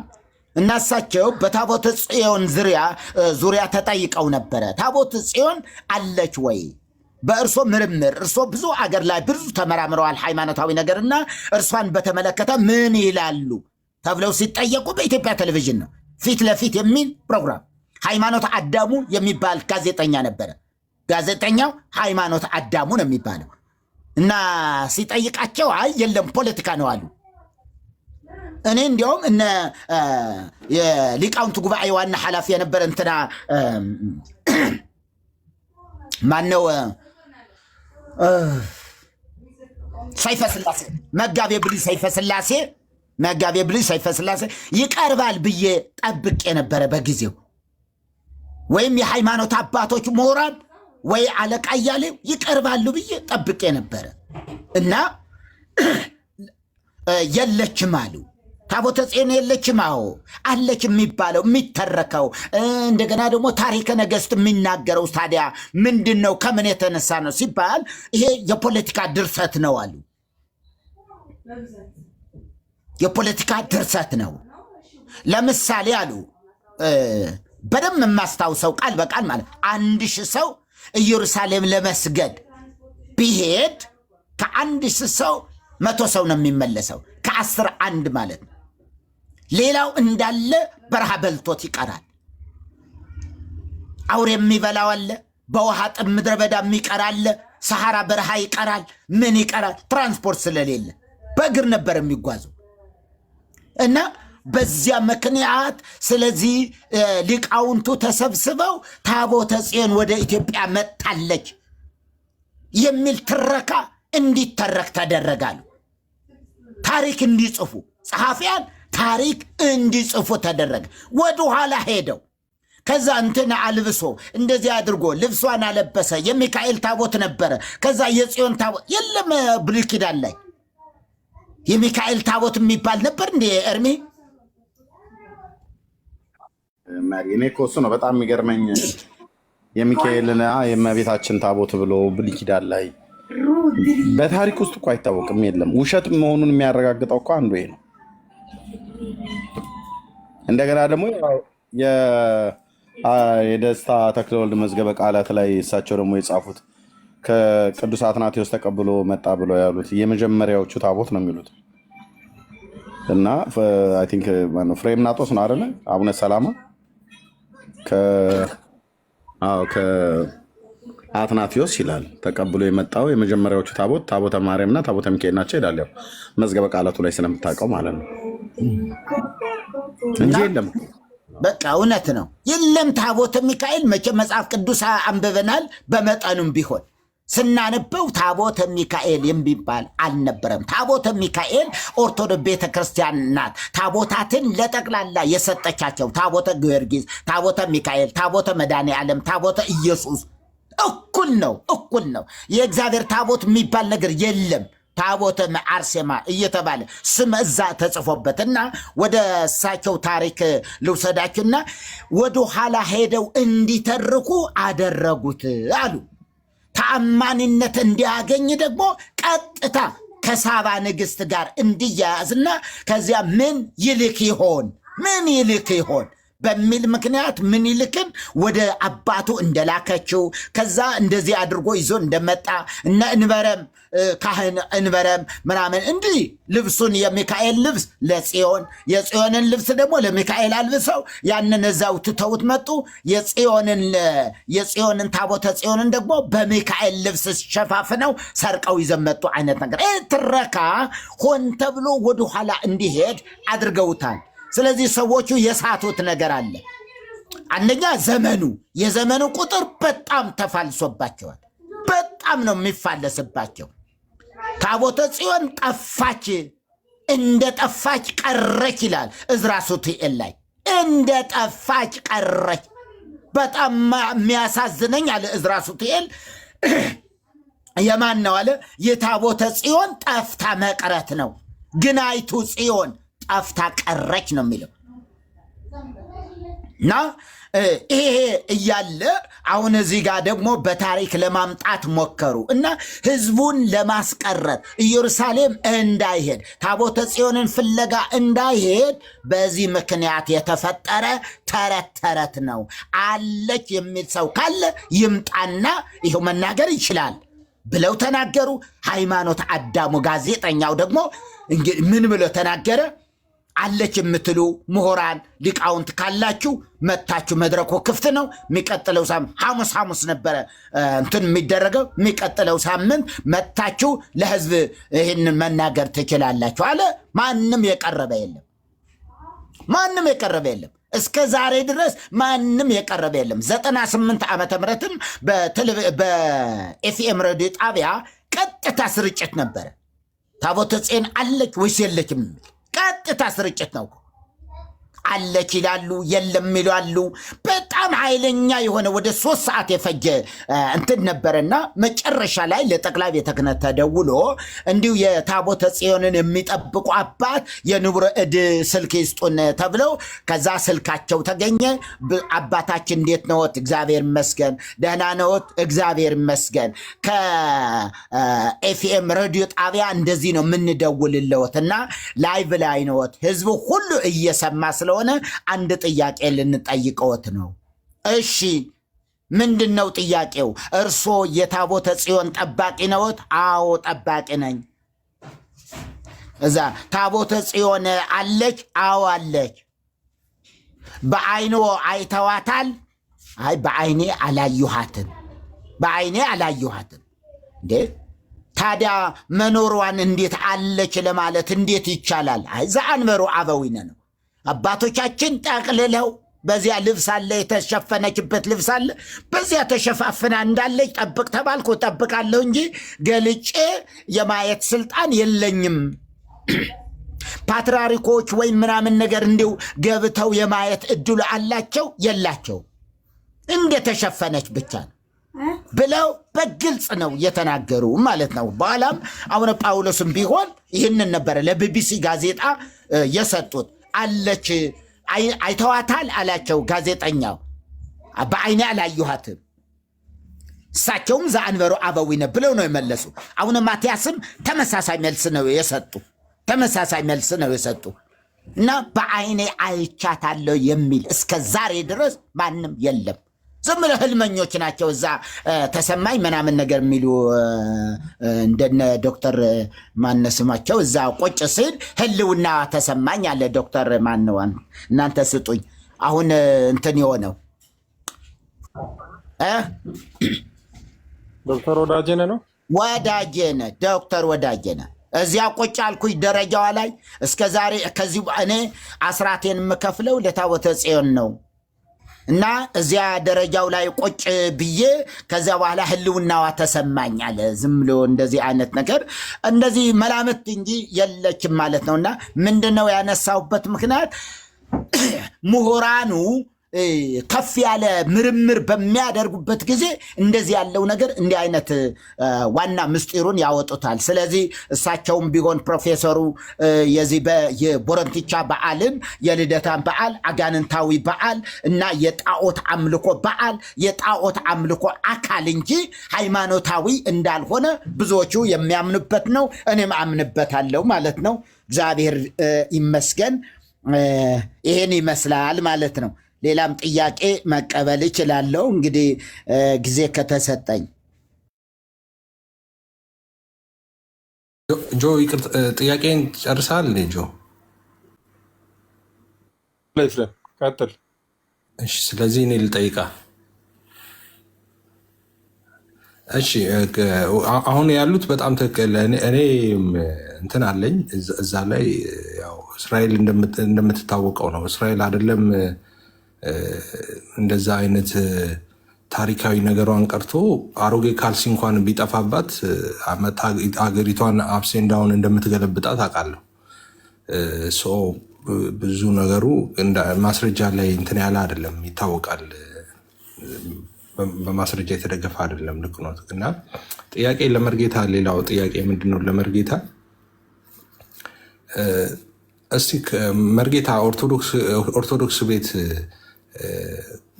በጣም ከኦርቶዶክስ ቤት የሚወዱት ነገር ምንድን ነው? ደግሞ በጣም መስተካከል አለበት ብለው በጣም ክሪቲካል ነው። በቃ ይሄ የሞትና የህይወት ጉዳይ ነው፣ መቀየር አለበት ብለው የሚሉትን ነገርና ይሄ ነገር ደግሞ ጥሩ ነገር ነው ብለው የሚያስቡት ነገር ምንድን ነው ከኦርቶዶክስ ቤት? እስኪ ጥያቄው ድገምልኝ። ይቅርታ፣ እዚህ የታቦቱን ምዕራፉን ልነግራችሁ ብዬ እያወጣሁት ነበረና ትንሽ እንትን አልኩኝ። ምዕራፍ 9 ዕዝራ ሱቱኤል ምዕራፍ 9 ላይ ነው ያለ። እሱን እንድታነቡት በዚህ አጋጣሚ ላሳስባችሁ ፈልጌ ነው። ምዕራፍ 9 ቁጥር 21 ጀምራችሁ ታቦተ ጽዮን የምትባልም ሴት እንዳይደለች፣ ጽዮን የምትባል ሴት እንዳይደለች መጽሐፈ ዚቅ ላይ ቢሆን እንደሱ ነው የሚለው። ሴት አይደለችም ነው ወረቡ የሚወረበው። አክሱም ጽዮን ሄደው ለማርያም ነው፣ ግን ደግሞ አኮ ሴት አይደለችም ነው የሚባለው። ወረቡ ራሱ እኮ ነው። ኢኮነት ብእሲተ አለ ሀገር ቅድስት ነው የሚለው። ሴት አይደለችም የተቀደሰች አገር ናት እንጂ።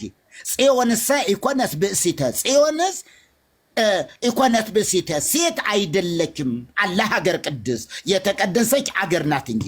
እዚሁ ዕዝራ ሱቱኤልም እንደሱ ሲል ነው የምታገኙት። እሺ፣ እና ድገምልኝ ለማለት ፈልግ መርጌታ። የህዳር ጽዮንስ አይ ቲንክ ሙሴኒ ርእያ የሚለው ሀገረ ቅድስት ብሎ የሚለው ምን ጽዮን ነው አይደል? ኢየሩሳሌም ጽዮንን ነው እሱ ነው። ምዕራፍ 9 የምታገኘው ነው ኤርምዬ። ምዕራፍ 9 ኢኮነት ብእሲተ የሚለው ሴት አይደለችም ያየሃት አገር ናት እንጂ ይላል። ምንድን ነው የሚለው መሰለህ? የህዳር ጽዮን ነው አይደል? የህዳር ጽዮን ነው። የህዳር ጽዮን ሴት አይደለችም ያየሃት አገር ናት እንጂ ሚል እንትኑ አለ።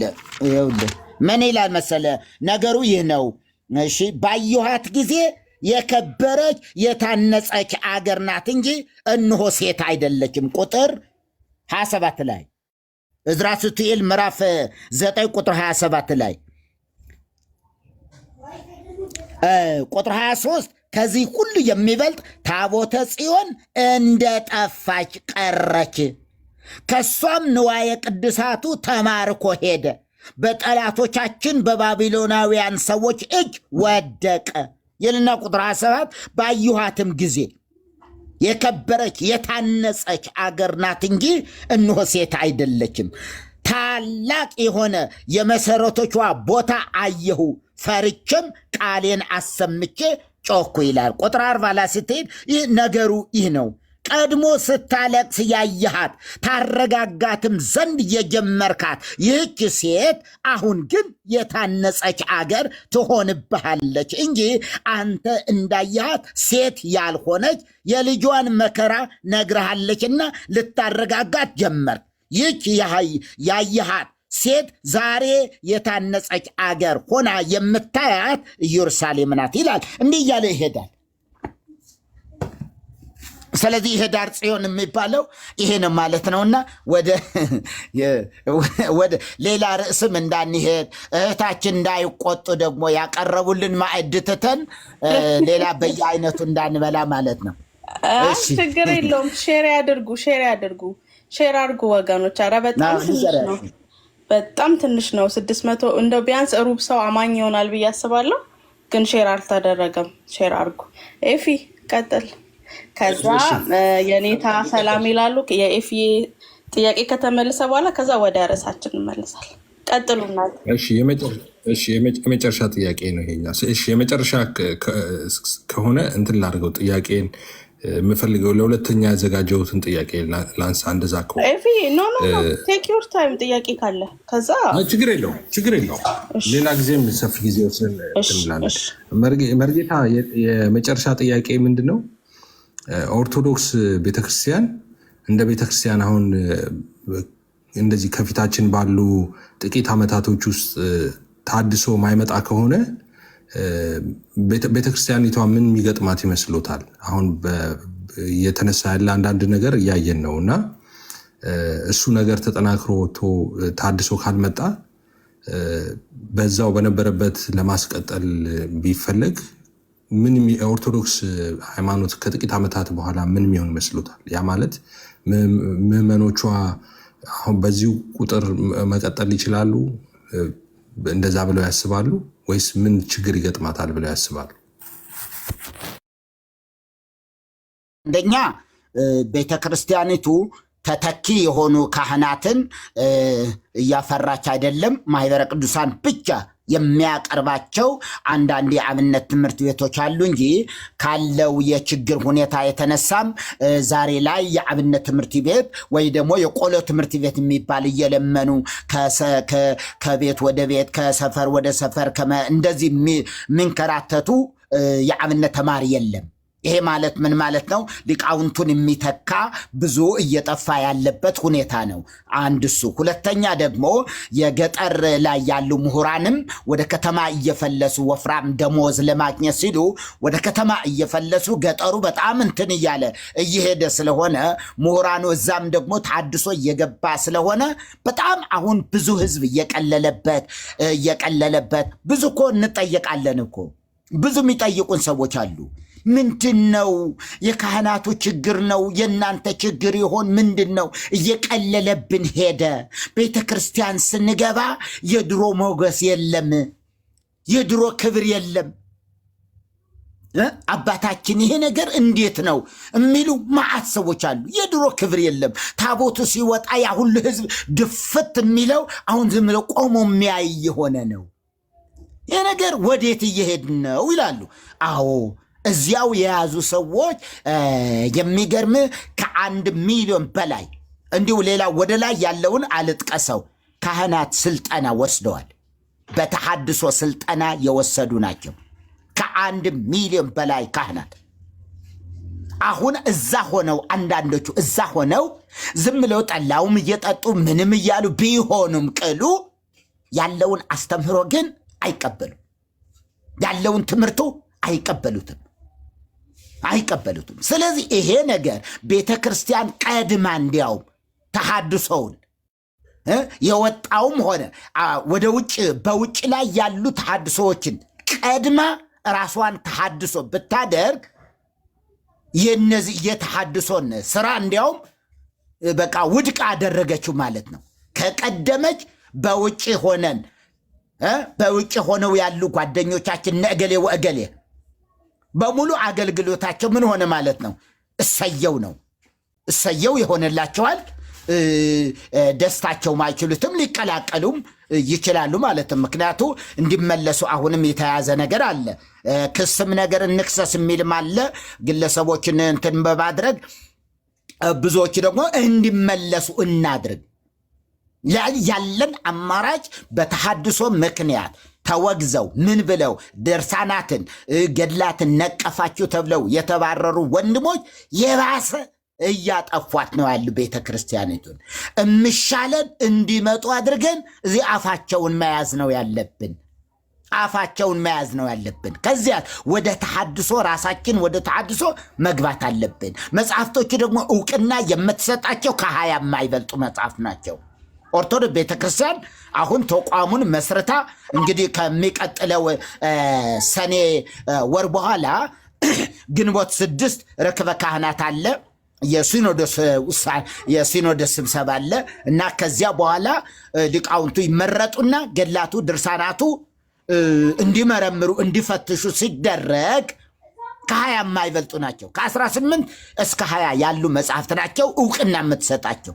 ከዚያ በኋላ ከዚህ ውጭ ያሉ መጽሐፍት ዕውቅና አትሰጥም ቤተክርስቲያናችንና አትጠቀሙበት ብላ ልታውጅ የምትችልበት እንትን ይኖረናል። ከማን? ከዚያ ከሊቃውንቱ አጥንተው ከደረሱበት በኋላ መቼ ይጨርሳሉ አላቅም። ግን በጣም ትልቅ አደጋ ግን ተጋርጦባታል። ምክንያቱ ጥያቄ የሚጠይቅ ትውልድ ተፈጥሯል። አሁን ከየት? ከዚህ ቲክቶክ ይሄ ቲክቶክ አደገኛ የሆነ ነገር ይዞባት ነው የመጣ። ይሄን ለመመለስ በጣም እንደ ድሮ ዝምላ ሸፋፍና የምታልፈው ነገር አይደለም። ማን ነው እሱ? ተናጋሪው ማን ነው ሲባል እገሌ ከተባለ እንዲሁ ነበረ። ተናጋሪውን እንጂ ንግግሩን ፈትሽ አታውቅም። በታሪክ የኢትዮጵያ ኦርቶዶክስ ተዋሕዶ ቤተክርስቲያን ንግግሩ ተናጋሪውን እንጂ ንግግሩን አይደለም። ለምሳሌ አኬ ምን አለ? የማርያም ስጋ የወደቀ ስጋ ነው አለ። ሰማች ቤተክርስቲያን። የክርስቶስም ስጋ ያው የዚያ የወደቀ ስጋ ነው አለ። ምንም አልመሰላትም። ምንም ማን ነው አኬ? አታውቀው። በካህናት መዝገብ የሚታወቅ አይደለም። ምንም ቲክቶክ ላይ ያሉ ሁሉ ማለት ይቻላል በካህናት መዝገብ የምታውቃቸው አይደሉም። በጣም ጥቂት፣ ምናልባት 2 ግፋ ቢል 3 የአይነት ካልሆነ በስተቀር እና ስለዚህ ማን ነው ተናጋሪው? ንግግሩ በጣም እየበላት በጣም እየሸረሸራት ምእመኑ እያመነ እየተቀበለ ከዛስ የሚመጡ ያሉ አባቶች ብቻ ናቸው የሚቀሩ። ወጣት ትውልድ እየተሸረሸረ ከ60 እና ከ50 ዓመት በኋላ ምንድን ነው የሚፈጠረው? አደጋ ውስጥ ትወድቃለች ብዬ ነው የማምነው። አደጋ ውስጥ ትወድቃለች። ስለዚህ አማካሪዎች ምን እያሉ እየመከሩ ነው? ቤተ ክርስቲያን ቶሎ በፍጥነት ተሐድሶ ማድረግ አለባት። በዚሁ መቀጠል ከፈለገች ተሐድሶ ማድረግ አለባት። እንዲያውም ለተሐድሶ እንቅፋት የሆነ ይቅርታ አድርጉልኝና ለተሐድሶ በፍጥነት እንዳይሄድ ያደረገው የተሐድሶ እንቅስቃሴ በዚህ በወንጌላውያኑ አካባቢ ያለው ተመሳሳይ የሆነ እንትን ነው። ይህ ጻድቃን ሰማዕታት ፍለጋ የሚንከራተት ሰው አለ። ከአርሴማ ወደ ገብርኤል፣ ከገብርኤል ወደ ሚካኤል፣ ከሸንኮራ ዮሐንስ ወደ እንትና ወደ ጻድቃን ማርያም ምናምን ነገር እያለ የሚንከራተት ህዝብ እዚህኛው መጥቶ ደግሞ ከእንትና ወደ እንትና ከእንትና ወደ እንትና ተመሳሳይ ትረካ ተመሳሳይ ገንዘብ እየተከፈለ የሚደረግ የምናምን የዘይቱ ችርቸራ ምናምን አደባባይ እየወጣ ስለሄደ ያ ነው እንቅፋት የሆነ እንጂ ያ የድሮ ቅድስና የወንጌላውያኑ የድሮ ቅድስና በተለይ በደቡብ በኩል የነበረው ስቃይ የነበራቸው መከራ በአፄ ኃይለ ሥላሴ 1948 ዓመተ ምህረት ካቶሊኩን ኦርቶዶክስና ፕሮቴስታንቱን ማለት ነው ወንጌላውያኑን ፕሮቴስታንት የሚለው መንግስት ማያውቀውም ሌላው ማንም አያውቀውም። በጽሁፍ ደረጃ ወንጌላውያን ነው የሚባለው። የወንጌላውያን አብያተ ክርስቲያናት በዜናም በምንም የምንናገረው የሚታወቀውና ይህን በሉ እላቸዋለሁ። አንዳንዶችንም የወንጌላውያን አማኝ ከየት ነው ከወንጌላውያን አማኞች ብሎ መናገር ማስተዋወቅ እንዲችሉ እና እናንተ ደቡቡን ከዚህ በኋላ ሰሜኑን ተዉት፣ ደቡብ ላይ ሂዱ ብለው ደቡብ መደቧቸው። ከዚህ አትውጡ አሏቸው። ካቶሊኩን ደግሞ በዚያው ቦታ ሰጧቸውና አሰባበቅ ስርዓታችሁ እንዲያድርጉ፣ ኦርቶዶክስ ደግሞ እንደዚህ ነው፣ እናንተ ወንጌላዊ ደግሞ እዛው ደቡብ ላይ ያሏቸው። ከዛ ደቡብን አጥለቀለቁት ታሪክ እስኪሆን ድረስ እና በዚያ ላይ ወንጌል ሲሰብኩ በብዙ መከራ፣ በደርግ ጊዜ በብዙ መከራ በብዙ ስቃይ ነፃነት ባልነበረበት ጊዜ የነበሩ ቅዱሳን ምጣቸው ነው፣ የነሱ ምጥ ነው ዛሬ ላይ የተወለደ ትውልድ። ዛሬ ብዙ ትውልድ ስናይ ብዙዎች ያነቡበት ብዙዎች ያለቀሱበት እንደሆነ አስባለሁ እኔ። የብዙዎች እንባ ፈሷል። በዚች ምድር ላይ ኢየሱስ እንዲነግስ፣ በዚህ ምድር ላይ እንግዳ የሆነው ኢየሱስ ምን እንዲል ባለቤትነቱ ባለቤት መሆኑ እንዲታወቅ የክርስትና ባለቤት የክርስትና የቤተ ክርስቲያን ራስ እንደሆነ እንዲታወቅ ብዙዎች አልቅሰዋል። ሽማግሌዎችን ጠይቋቸው እና አንዳንዶች እንደዚህ ጠይቃቸዋለሁ፣ በጣም ሽማግሌ የሆኑትን እና ይሄ ነው እናንተ ብትበረቱ በዚህም ሁለት ስለት ያለው ሰይፍ ብትሆኑ በዚህም እዚህ ጋር ማሳረፍ ያለባችሁ ቢያሳርፉ ቅድስና ተኮር የሆነ ስብከት እንዲሰበክ ዝም ብሎ ትሻገራለህ ትሄዳለህ ሳይሆን እየተሻገራለህ ዮርዳኖስ ነው፣ እዛ ጋ ነው ዮርዳኖስ ነው ትሻገራላችሁ የተባሉ ሌላ ህይወት አይደለም። እና ዝም ብሎ እንትኑን አቁሙ እያላችሁ ብትሰብኩ በፍጥነት ህዝቡ በቃ የሚያርፍበትን ይፈልጋል። ምን እናድርግ? እዚያ ብንሄድ እንዲህ አይነት አለ፣ እዚህ ደግሞ እንደዚህ አይነት ነገር ከርሳለ የካህናቱን እንትን ምናምን ነገር ምን ማድረግ ይሻለናል የሚሉ በጣም ብዙ ካህናት ብዙ መነኮሳትና ምእመኑም አለ እንደዚህ አይነት አለ።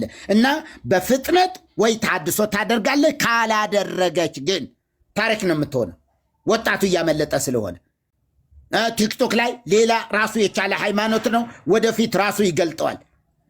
ሰሙ የተናገረውን ነገር ሰምታችሁ ከሆነ እንዲሁ እንትኑን ደግፌው አይደለም፣ ምስጢር ማውጣቱ ግን ሊመሰርቷት የፈለጓትን ሃይማኖት አለ ሊመሰረት የተፈለገ ነገር አለ። ከማህበረ ቅዱሳን በተቃራኒ የሆነ ቡድን አለ እዚህ ቲክቶክ ላይ። እና ስለዚህ ከበረታን አብረን ከሰራን በእውነት ነው ህዝቡ ያመልጣል። ባዶ እንትናቸውን ይዘው ይቀራሉ። ከዚያ ከንስሐ በቀር ሌላ እድል አይኖራቸው ማለት ነው። ሚበቃኝ ይመስለኛል። ግን እንቅፋት የሆነ ነገር አለ። እዚህ ለማረፍ ሲፈልጉ የቱጋ እንሂድ የሚሉ አሉ። የቱጋ ብንሄድ ይሻላል? ጌታ ጋር መሆኑ እውነት ነው፣ ምንም ጥርጥር የለው።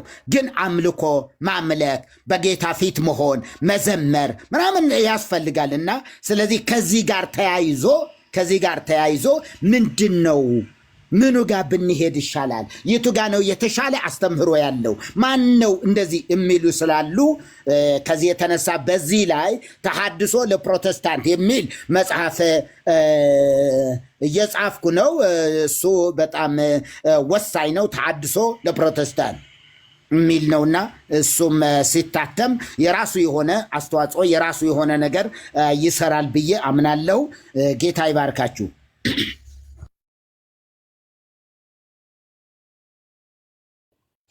ተባረኩ መርጌታ።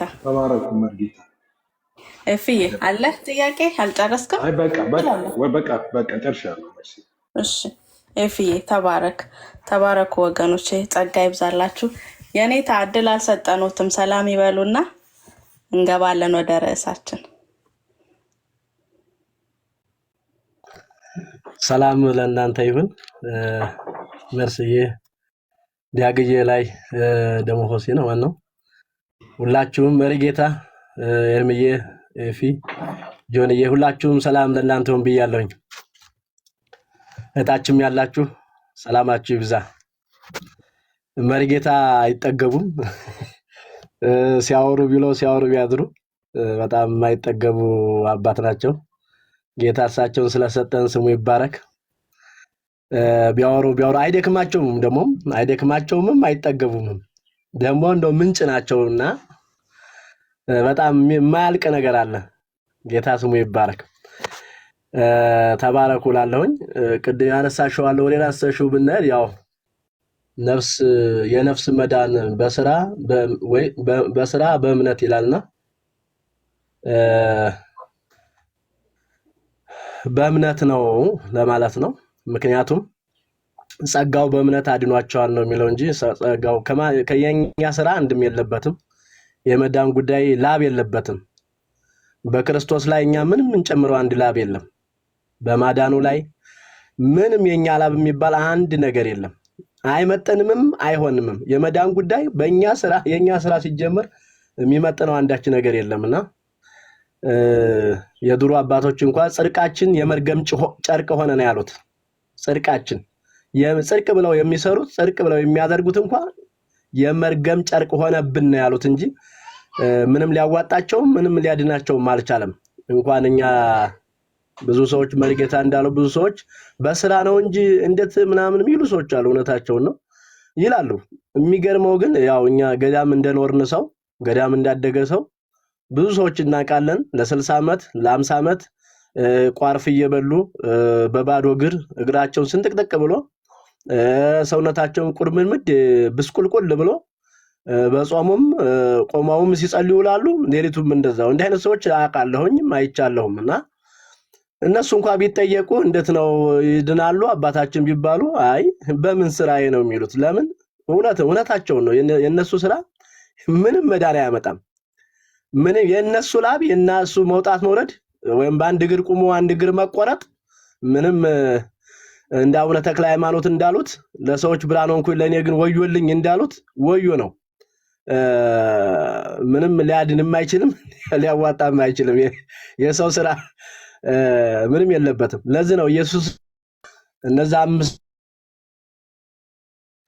መግቧቸው በጥብርያዶስ ከቆየ በኋላ በመነገታው ሊፈልጉት የመጡት ሰዎችንም እንኳን ለማይጠፋ መብል ስሩ ሲላቸው ምን እንስራ ምን እናድርግ ሲሉ ዮሐንስ ወንጌል ምዕራፍ 6 ከቁጥር 28 ላይ አካባቢ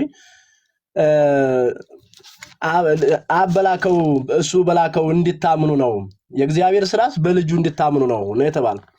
ስራ የእግዚአብሔር ልጅ ማመን ነው እንጂ ስራ ጾምም አይደለም ማብላትም ማጠጣም ታትም የትኛውም አይደለም።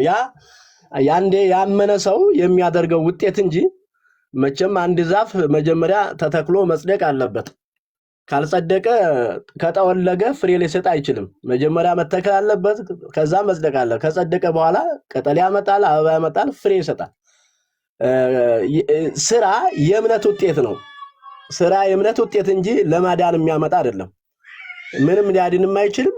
ምንም የትኛው ስራስ አሁን ሰዎችን እንደው ያድነናል ስራ ብለው የሚሞግቱ ሰዎች አንዳንዴ እንደው ለወሬ ካልሆነ በስተቀር እንጂ ቅድም እንዳሉት መርጌታ እስከ 4 ሰዓት መዝሙር ከ4 ሰዓት እስከ 10 ሰዓት ሙዚቃ እንደዚሁም ደግሞ ወተትና ቅቤ ወተት በመተው አረቂና ጠጅ በመጨለጥ ይሄ ነው እንደ ስራ። የትኛው ስራ ደግሞ የሚያረካም ስራ አይደለም። በእውነት እኛ ስራ ብለን አይተነዋል። እኔ በራሴ በግሌ በእውነት ጽድቅ ፍለጋ መቼም ያው የጠማማ ትምህርት ሃይማኖት ጠማማ ነው፣ ትምህርቱ ጠማማ ስለሆነ ጽድቅ ፍለጋን መከራ ይቻለው ገዳም ለገዳም 40 ቀን ሙሉ በላይ ላይ ቅማል እየፈሰሰ ማለት ነው። እንደ አቧራ እየጠረኩ ምንኩስና በሚወሰድበት ሰዓት በገዳም ስርዓት ያው እንዳደግነ ሁሉ ስራ ተብሎ የጽድቅ መንገድ ተብሎ 40 ቀን ሙሉ አንታጠብም፣ እጃችንን አንታጠብም፣ እግራችንን አንታጠብም፣ ሰውነታችንን አንታጠብም። አቡጀዴ ለብሰም ማለት ነው። ቅማሉ ግን በላያችን ላይ እንደ አቧራ ልበላችሁ በቃ እንኳን ከልብሳችን ከሰውነታችን አልፎ መሬት ላይ ይሄድ ነበር ቅማሉ። ይሄ ድክርታ መንፈስ በእውነት ክፉ መንፈስ ይሄ የሰይጣን መንፈስ ነው። የርግማን መቼም ቅማል የርግማን ውጤት ነው። እንግዲህ እዛ መጽሐፍ ዘጸአት ላይ እንደምናየው እና ይሄ ነው መከራ ያሳል ሁሉ መግነዙም እንዳለ ነው። መግነዙም እንደተገነዛችሁ ነው። 40 ቀን ሙሉ አትፈቱትም አይደለም እንዴ? መግነዙ አይፈታም። መግነዙ አይፈታም። አቡጀዴው ደግሞ ነጭ አቡጀዴ ነው። በጣም ነው ከሰውነት ይሞቃል። ከዛ ቅማል ተውት በቃ እኔ አሁን ራሱ ይዘገንነኛል ሳስበው ራሱ ማለት ነውና 40 ቀን ሙሉ ስቃይ እንደዛ ሆነ እንኳን ያን ስራ ሰራን ብለን እንኳን በእውነት ምንም አንድ ውስጣችን ታች የሚያደርግ ነገር የለም። ምንም እረፍት አይሰማም እንዴ ሰቆ ሌሊቱን በአንድ እግር ቆመን ልክ እንደ ተክለ ሃይማኖት ብለን እንኳን በአንድ እግር ቆምኩበት አቃለሁ ነው የሚገርማችሁ። እንደዛ ሆኜ እንኳን ጧት ሲነጋ የለም ምንም ነገር ታች አያደርገኝም፣ እረፍት አይሰማኝም። የኔ ኢየሱስ የሚያሳርፍ እሱ ብቻ ነው፣ ስሙ ይባረክ። እሱ ብቻ ነው የሚያሳርፍ እና የትኛው ስራ ጸጋው በእምነት አድኗችኋል ነው የሚለውና በሌላ መልኩ ደግሞ እንዴ ኢየሱስ እኮ የሞተው ደሞዝ ሊከፈል አይደለም። ደሞዝ ከፋይ ነው እንዴ? እኔ አንድ የገባኝ ነገር ያኔ ቆይ ኢየሱስ የመጣው ደሞዝ ሊከፍል ወይስ ሊያጸድቀኝ? እንዴ ሰማይ ቁጭ ብሎ ደሞዝ የሚከፍል ጌታ የለ። ለዚህ ነው እኮ አንድ ልጁን የሚወደው ልጁን አሳልፎ ለኛ የሰጠው እና ለኛ አሳልፎ የሰጠው እና ደሞዝ ሊከፍል ከሆነማ ምን አስመጣውስ? ምን አስሞተውስ? ምንስ ዋጋ አስከፈለው? ምንስ ስጋውን ቆረሰ? ለምንስ ደሙን አፈሰሰ? እና ጌታ አይናቸውን ይክፈት ነው የምንለው ወንድሞቻችን እህቶቻችን። እኛም በዛው አልፈንበታል። እንደዚህ አይነት አስተሳሰብ ማይንድ ነበረን። ግን አይናችን ሲከፈት ግን የኛ ስራ ምንም ነገር ዋጋ ቢስ፣ ምንም እንኳን የመንግስት ሰማያት ዋጋ ሊገዛ ቀርቶ አይደለም እኛን እንኳን ነፍሳችን እንኳን ማሳረፍ አይችልም። ስለዚህ ስራ የእምነት ውጤት የአንድ አማኝ ውጤት የሚገለጥበት ማንነት ፍሬ እንጂ ለጽድቅ የሚያመጣ ወይም ለመዳን የሚያመጣ ምንም ነገር ግን አሁን ድኛለሁ። ስለ ዳንኩኝ አባቴ ሩህ ነው እኔም ሩህ ነኝ። አባቴ ቸር ነው እኔም ቸር ነኝ። አባቴ መሐሪ ነው እኔም ይቅር እላለሁኝ። አባቴ ፍቅር ነው እኔም ፍቅር በእኔ ይገለጣል። ለምን የክርስቶስ ልብ አለን እንደሚል መጽሐፍ የእሱ ልብ አለን። አሁን ምንም በሌለበት በጨለማ ውስጥ ሆኖ እንደነው ብርሃን የሚታየው። በጨለማ ውስጥ ምን አይነት ስራ ነው? ምንም ነገር የለም። የሚገርመው ማለት ነው። ስሙ ይባረክ። ተባረኩ። በጣም ነው የምወዳችሁ ማከብራችሁ ሁላችሁ። ተባረኩ። ያው ሰላም ለማለት ያክል ነው። ተባረኩ የኔታ ጸጋ ይብዛልዎት። እንግዲህ ከዚህ በላይ ስራ የለም። እንደው በስራ የሚጸደቅ ቢሆን ኖሮ ለመስማትም ሁሉ የሚዘገንንና ከአይምሮ በላይ የሆነ ነገር ነው። ወገኖች ዘግይታችሁ የመጣችሁ ነቅቶ የመጣችሁ እንኳን በሰላም አደራችሁ፣ እንኳን ደህና መጣችሁ። እንደምታዩት ዛሬ የነፍስ መዳን በስራ ወይስ በእምነት በሚለው ርዕስ ደግሞ እንቀጥላለን። በደንብ ሼር አድርጎ ኦርቶዶክሳውያን ገብተው መልስ ይስጡበት። አዎ በስራችን ነው ምንድለው የምትሉ ኦርቶዶክሳውያን ገብታችሁ እንግዲህ እንድታስረዱን እንደ መጽሐፍ ቅዱስ ቃል ነው። ማንም ሲናገር እንደ እግዚአብሔር ቃል ይናገር እንደሚለው ማስረጃችሁን መጽሐፍ ቅዱሳዊ አድርጋችሁ ጌታ ኢየሱስ ክርስቶስ በመስቀል ላይ የሰራው ስራ በቂ አይደለም፣ በዛ እንድናለን፣ የመጀመሪያ መነሻ ድነታችን ነው፣ ከዛኛ እንጨርሰዋለን የምትሉትን ይህንን አስተምህሯችሁንና እምነታችሁን እንደ መጽሐፍ ቅዱስ ገብታችሁ እንድታሳዩን። ኦርቶዶክሳውያን ካላችሁ ገዝት ላኩ፣ አንድ ቁጥር ጻፉ፣ እናስገባችኋል። ኦርቶዶክሳውያን ካላችሁ ኦርቶዶክሳውያን ገዝት ላኩ። አሁን መቀበል እንጀምራለን። እሺ መውረድ ይችላለሁ ቦታ እንዲኖራችሁ። ዝግ መሰለኝና እኔ ከታችኛ እላለሁ። ችግር የለም። ቆይ አንዴ የኔታ እኔ ወርዳለሁ። ኧረ በፍጹም ሆሲና ሰናይ ያሉሽ በቃ ሆሲዬ ተባረኪ፣ የኔ እናት ተባረክ፣ ሰናይ ተባረክ። ጌታ ኢየሱስ ይባርክ። ተባረኩ። እሺ ኦርቶዶክሳውያን ሁለት ቦታ አለን፣ እንቀበላችኋለን። የነፍስ መዳን በስራ ወይስ በእምነት ብለን እየጠየቅን ነው። ገብታችሁ አስረዱን። እንግዲህ እናንተ ወንጌል አማኞች አንዴ ድነናል ብላችሁ እንደልባችሁ የምትኖሩ ናቸው የሚል ክሌም ታነሳላችሁ። እሱንም ታሳዩናላችሁ። ማን ነው እውነት ስራ የሚሰራው? ማን ነው እውነት ስራ እስከተባለ የሚሰራው? እንደገና ደግሞ እናንተ እንደምትሉት አይነት ምልልስ ነው ውስጥ ያለን የሚለውን ገብታችሁ እንድታስረዱን እንፈልጋለን። ገስት ላኩ ወይ አንድ ቁጥር ጻፉ። ሆሲም አለች ታስገባለች። ኦርቶዶክሳውያንን እያየን እናስገባለን። ኦርቶዶክሳውያን አንዳንድ ቁጥር ጻፉ ወይ ደግሞ ገስት ላኩ፣ እናስገባችኋለን። ወንጌል አማኞች እናንተ በደንብ ሼር አድርጉ። እናንተን ነው ፑሽ ማድረግ የምንችለው። ከዚህ አገልግሎት ጋር አብራችሁ መቆም የምትችሉት በደንብ ሼር ስታደርጉ፣ ታፕታፕ ስታደርጉ። እንግዲህ ግራውንድ ላይ እየመጣ ያለውን ለውጥ እያያችሁ ነው። ባለፈው አይታችኋል አይደል? 3% ብቻ ነው የተገለጠው ተብሏል። 97%ቱ ቢገለጥስ ምንድን ነው የሚሆነው? ምድራችን ከላይ ወደ ታች ትገለበጣለች። እንደው ምን አይነት ነገር ነው የሚመጣው?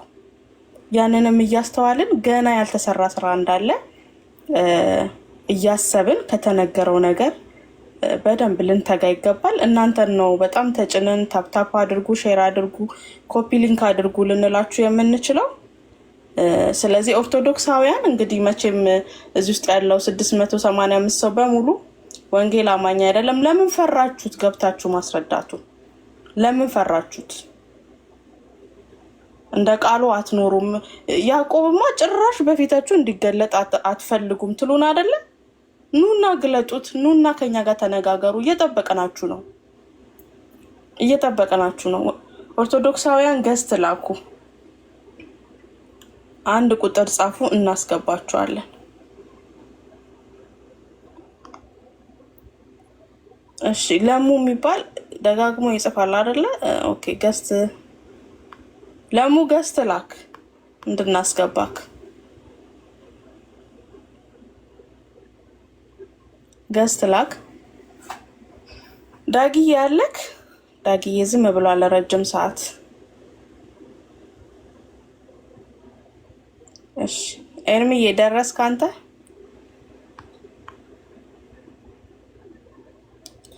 ገስት ላይ ያላችሁ ወንጌል አማኞች ውረዱ። ገስት ላይ ያላችሁ ውረዱና ኦርቶዶክሳውያን እንቀበል። ገስት ላይ ያላችሁ ውረዱ። ይሄው እዚህ አባቶች አገልጋዮች አሉ። ወንጌል አማኞች ቦታ የለንም፣ 2 ቦታ ነው ያለን። ለኦርቶዶክሳውያን ነው ክፍት ያደረግነው። ውረዱ። ገስት ላይ ያላችሁ ውረዱ። ኦርቶዶክሳውያን ግቡ፣ እየጠየቅናችሁ ነው። ገብታችሁ ይሄንን አስረዱ። እኛ ከዚህ በላይ አባቶችን ብዙ ተናግረውበታል፣ ወንድሞችም ከዚህ በላይ አናወራበትም። ምክንያቱም ስትገቡ ነው የምንወያየው፣ ስትገቡ ነው መወያየትም ያለብን። የነፍስ መዳን በስራ ወይስ በእምነት? ብዙ ጊዜ ቤታችሁን ዘግታችሁ ኢቭን ኮመንት ዘግታችሁ እንኳን ታወራላችሁና ግቡና እስኪ አሳዩ። የነፍስ መዳን በስራ ነው የሚለውን ገብታችሁ ብታሳዩን እንወዳለን። ገብታችሁ ብታሳዩ እንወዳለን።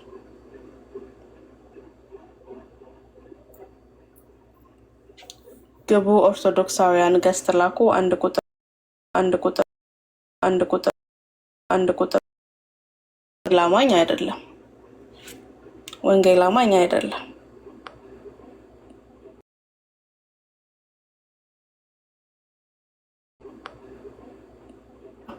እሺ ድጋሚ ለላክ። እሺ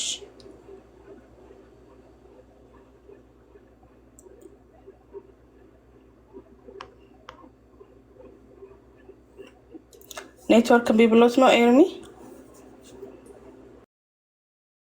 ልኬለታለሁኝ። 1 ቁጥር ጽፎ ነበር።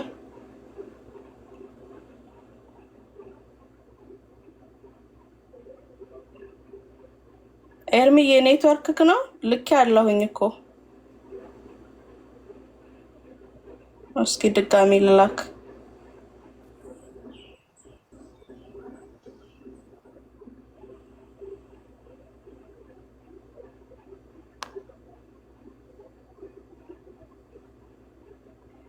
ኤፊ ያለ ከላይ ያለውን እስኪ ተቀበለው። እኔ ኤርሚ ላስገባ። ኔትወርኩ አስቸገረው መሰለኝ። ሜርሲ አንድ ደቂቃ ነው። ኢትስ ፋይን ማለት እሺ፣ እሺ፣ 1 ደቂቃ። እሺ፣ እሺ፣ እሺ። ኤርሚ ኔትወርክ ነው። ኤርሚ የላኩኝ ነው እኮ ኢንቪቴሽን።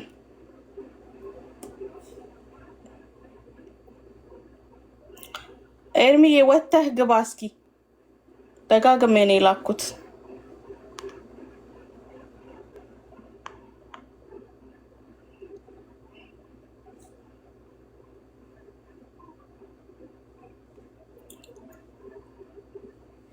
እሺ ሰማያዊ እንኳን ደህና መጣ።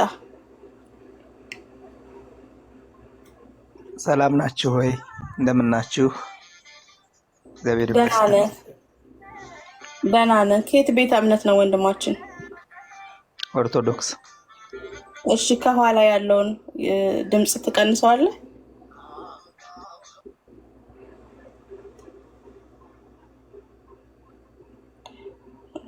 ኤርሚ ኔትወርክ አስቸግሮታል መሰለኝ። ምን ይሻላል? የቤቱ ርዕስ መልሰህ ነው እንጂ በጥያቄ መመለስ እሱ ነው። አይ የቤቱ ርዕስ ላይ ነው፣ የቤቱ ርዕስ ላይ ነው። ከዛ ውጭ አይደለም።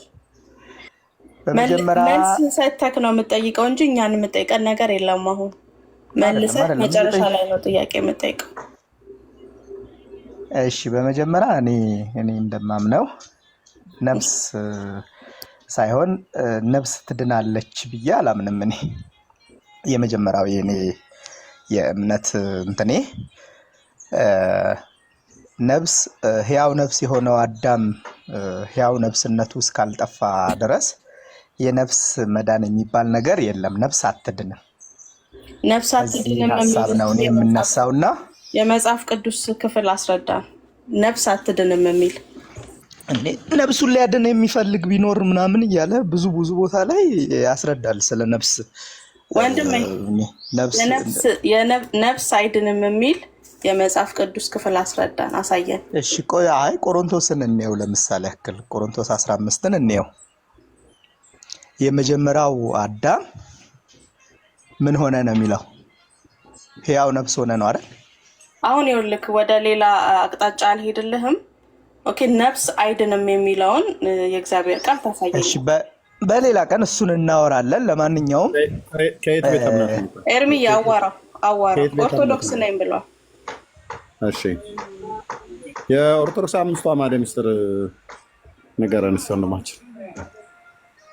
አዕማደ ምስጢር ምስጢረ ሥላሴ፣ ምስጢረ ሥጋዌ፣ ምስጢረ ጥምቀት። ልቀጥል ወይስ ይብቃ? ቀጥል። ምስጢረ ቁርባን፣ ምስጢረ ትንሣኤ ሙታን። ማርያም ታማልዳለች አይደል?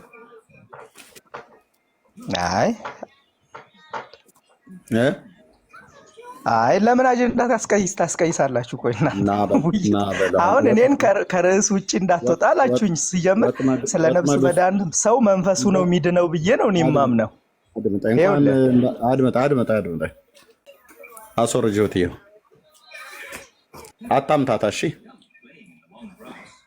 እሺ ሳትሆን እኔ ብለህ የሰውን ሃይማኖት ክሌም አታድርግ። የሰውን ሃይማኖት ክሌም አታድርግ። አንድ ኦርቶዶክሳዊ ማርያም ታማልዳለች የተባለ ሲባል ለነገ ይደርልኝ እንኳን አይልም። እንኳን ተጠይቆ አይደለም ሳይጠይቅም ታማልዳለች ነው ብሎ የሚለው። ስለዚህ እንደዚህ እንዳታጭበረብር እሺ። አታምታታም። ስለዚህ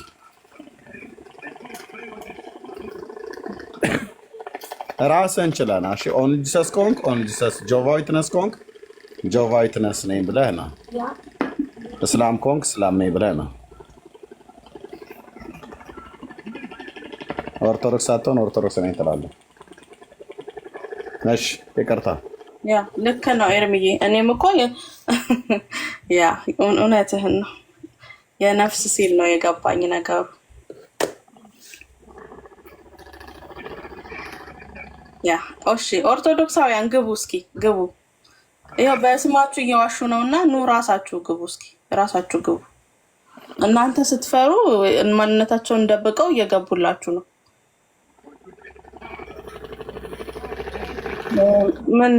ምንድነው? ምን የበዛበት ምን ይበዛበታል ነው የሚባለው።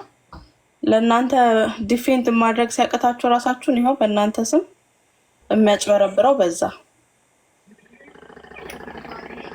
ኦርቶዶክሳውያን ግቡ፣ ገስት ላኩ፣ 1 ቁጥር ጻፉ፣ እናስገባችኋለን። ወንጌል አማኞች ገስት አትላኩ።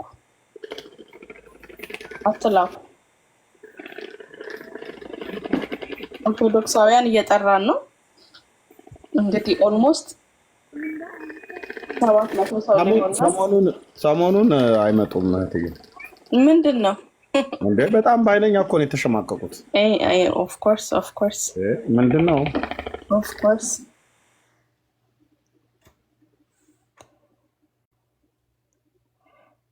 ሆሲዬ ተሳስተሽ ነው። ታፕታፕ ስታረጊ ነው። ኤርሚን ሚውት አድርገሽዋል። ኤርሚ እየሳታቅ ነው ሆሲ።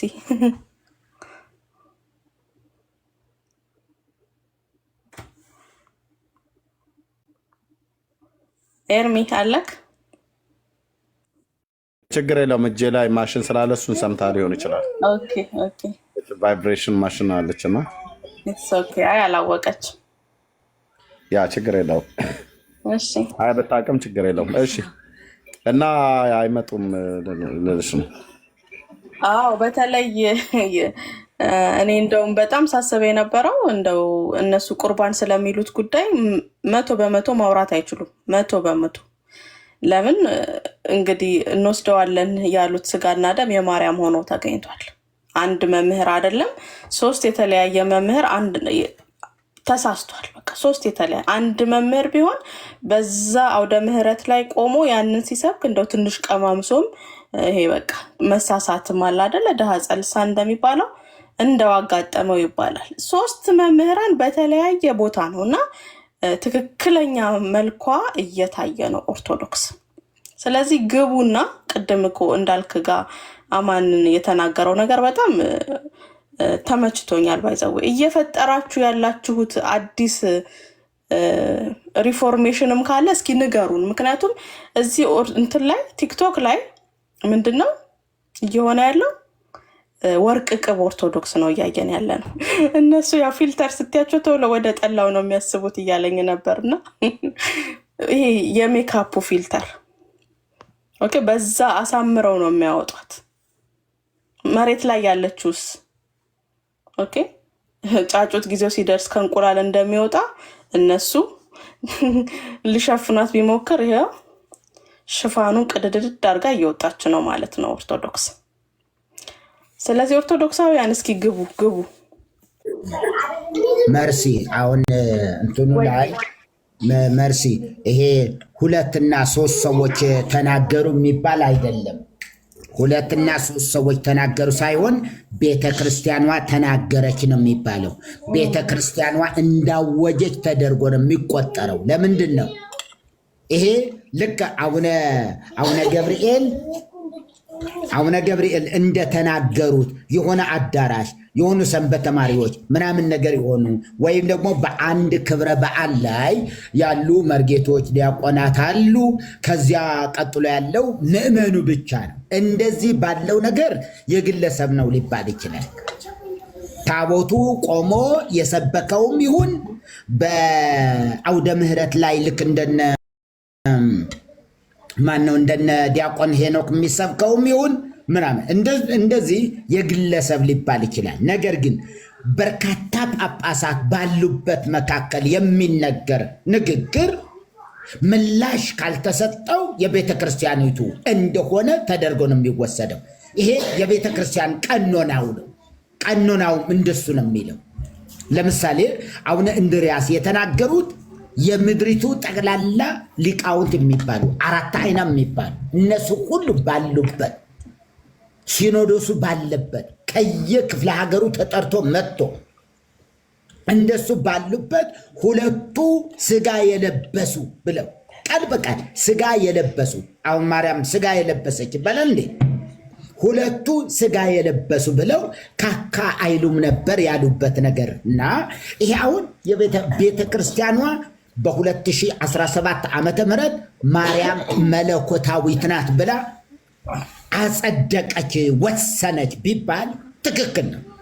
ምክንያቱም አንድ ግለሰብ ሳይሆን በጭብጨባ በሲኖዶሱ ብቻ አይደለም በሊቃውንቱ ጉባኤ ሁሉ የተነገረ ነገር ስለሆነ እንደ ቤተ ክርስቲያኒቱ አቋም ተደርጎ ነው የሚወሰደው። ታዲያ ማን ይናገር? ምዕመኑ ይናገር እንዴ? ሰንበት ትምህርት ቤት ይወስን እንዴ? ልክ አቡነ ሕዝቅኤልም ቢሆን የተናገሩ ቆሞስ አባ ዮሐንስም ቢሆን የተናገሩ ምንድነው ያለ እንትና ምናምን ነገር ቤዛዊቷ ያሏት ነገር እሳቸውን ጳጳሳት አሉ እዛ ውስጥ በየክፍለ ከተማው ወረዳ ቤተ ክህነት ስራ አስኪያጆች አሉ። የየክፍለ ከተማው ወረዳ ቤተ ክህነት የስብከተ ወንጌል ኃላፊዎች ምሁራን 4 አይና የተባሉ ምሁራን ሁሉ ባሉበት ነው 3ቱም የተነገሩት። እንደ አቡነ ገብርኤል በሆነ አዳራሽ አይደለም ማለት ነው። እና ስለዚህ ይሄ የሆኑ 3 ሰዎች ተናገሩ የምንለው ነገር ባለመሆኑ እንደ ቤተ ክርስቲያኒቱ ስርዓትና ቀኖና ቤተ ክርስቲያን ተናገረች ነው የሚባለው ለማለት ፈልጌ ነው። በጣም ይቅርታ ጠይቃለሁ የኔ እህት።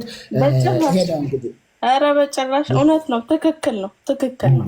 እውነተኛ የቤተ ክርስቲያኒቷ ምንድነው ምስል ነው የታየው፣ የተደበቀ የነበረው በትክክል። አሁን አቡነ ገብርኤል እመቤታችን ቤዛዊተ ዓለም አትባልም ያሉት ግለሰብ ናቸው።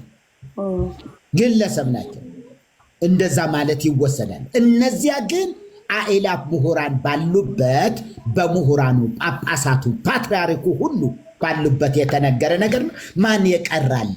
ማን ይወስን ታዲያ? ሰንበት ተማሪ ማን ይወስን ሊባል። ስለዚህ እንደ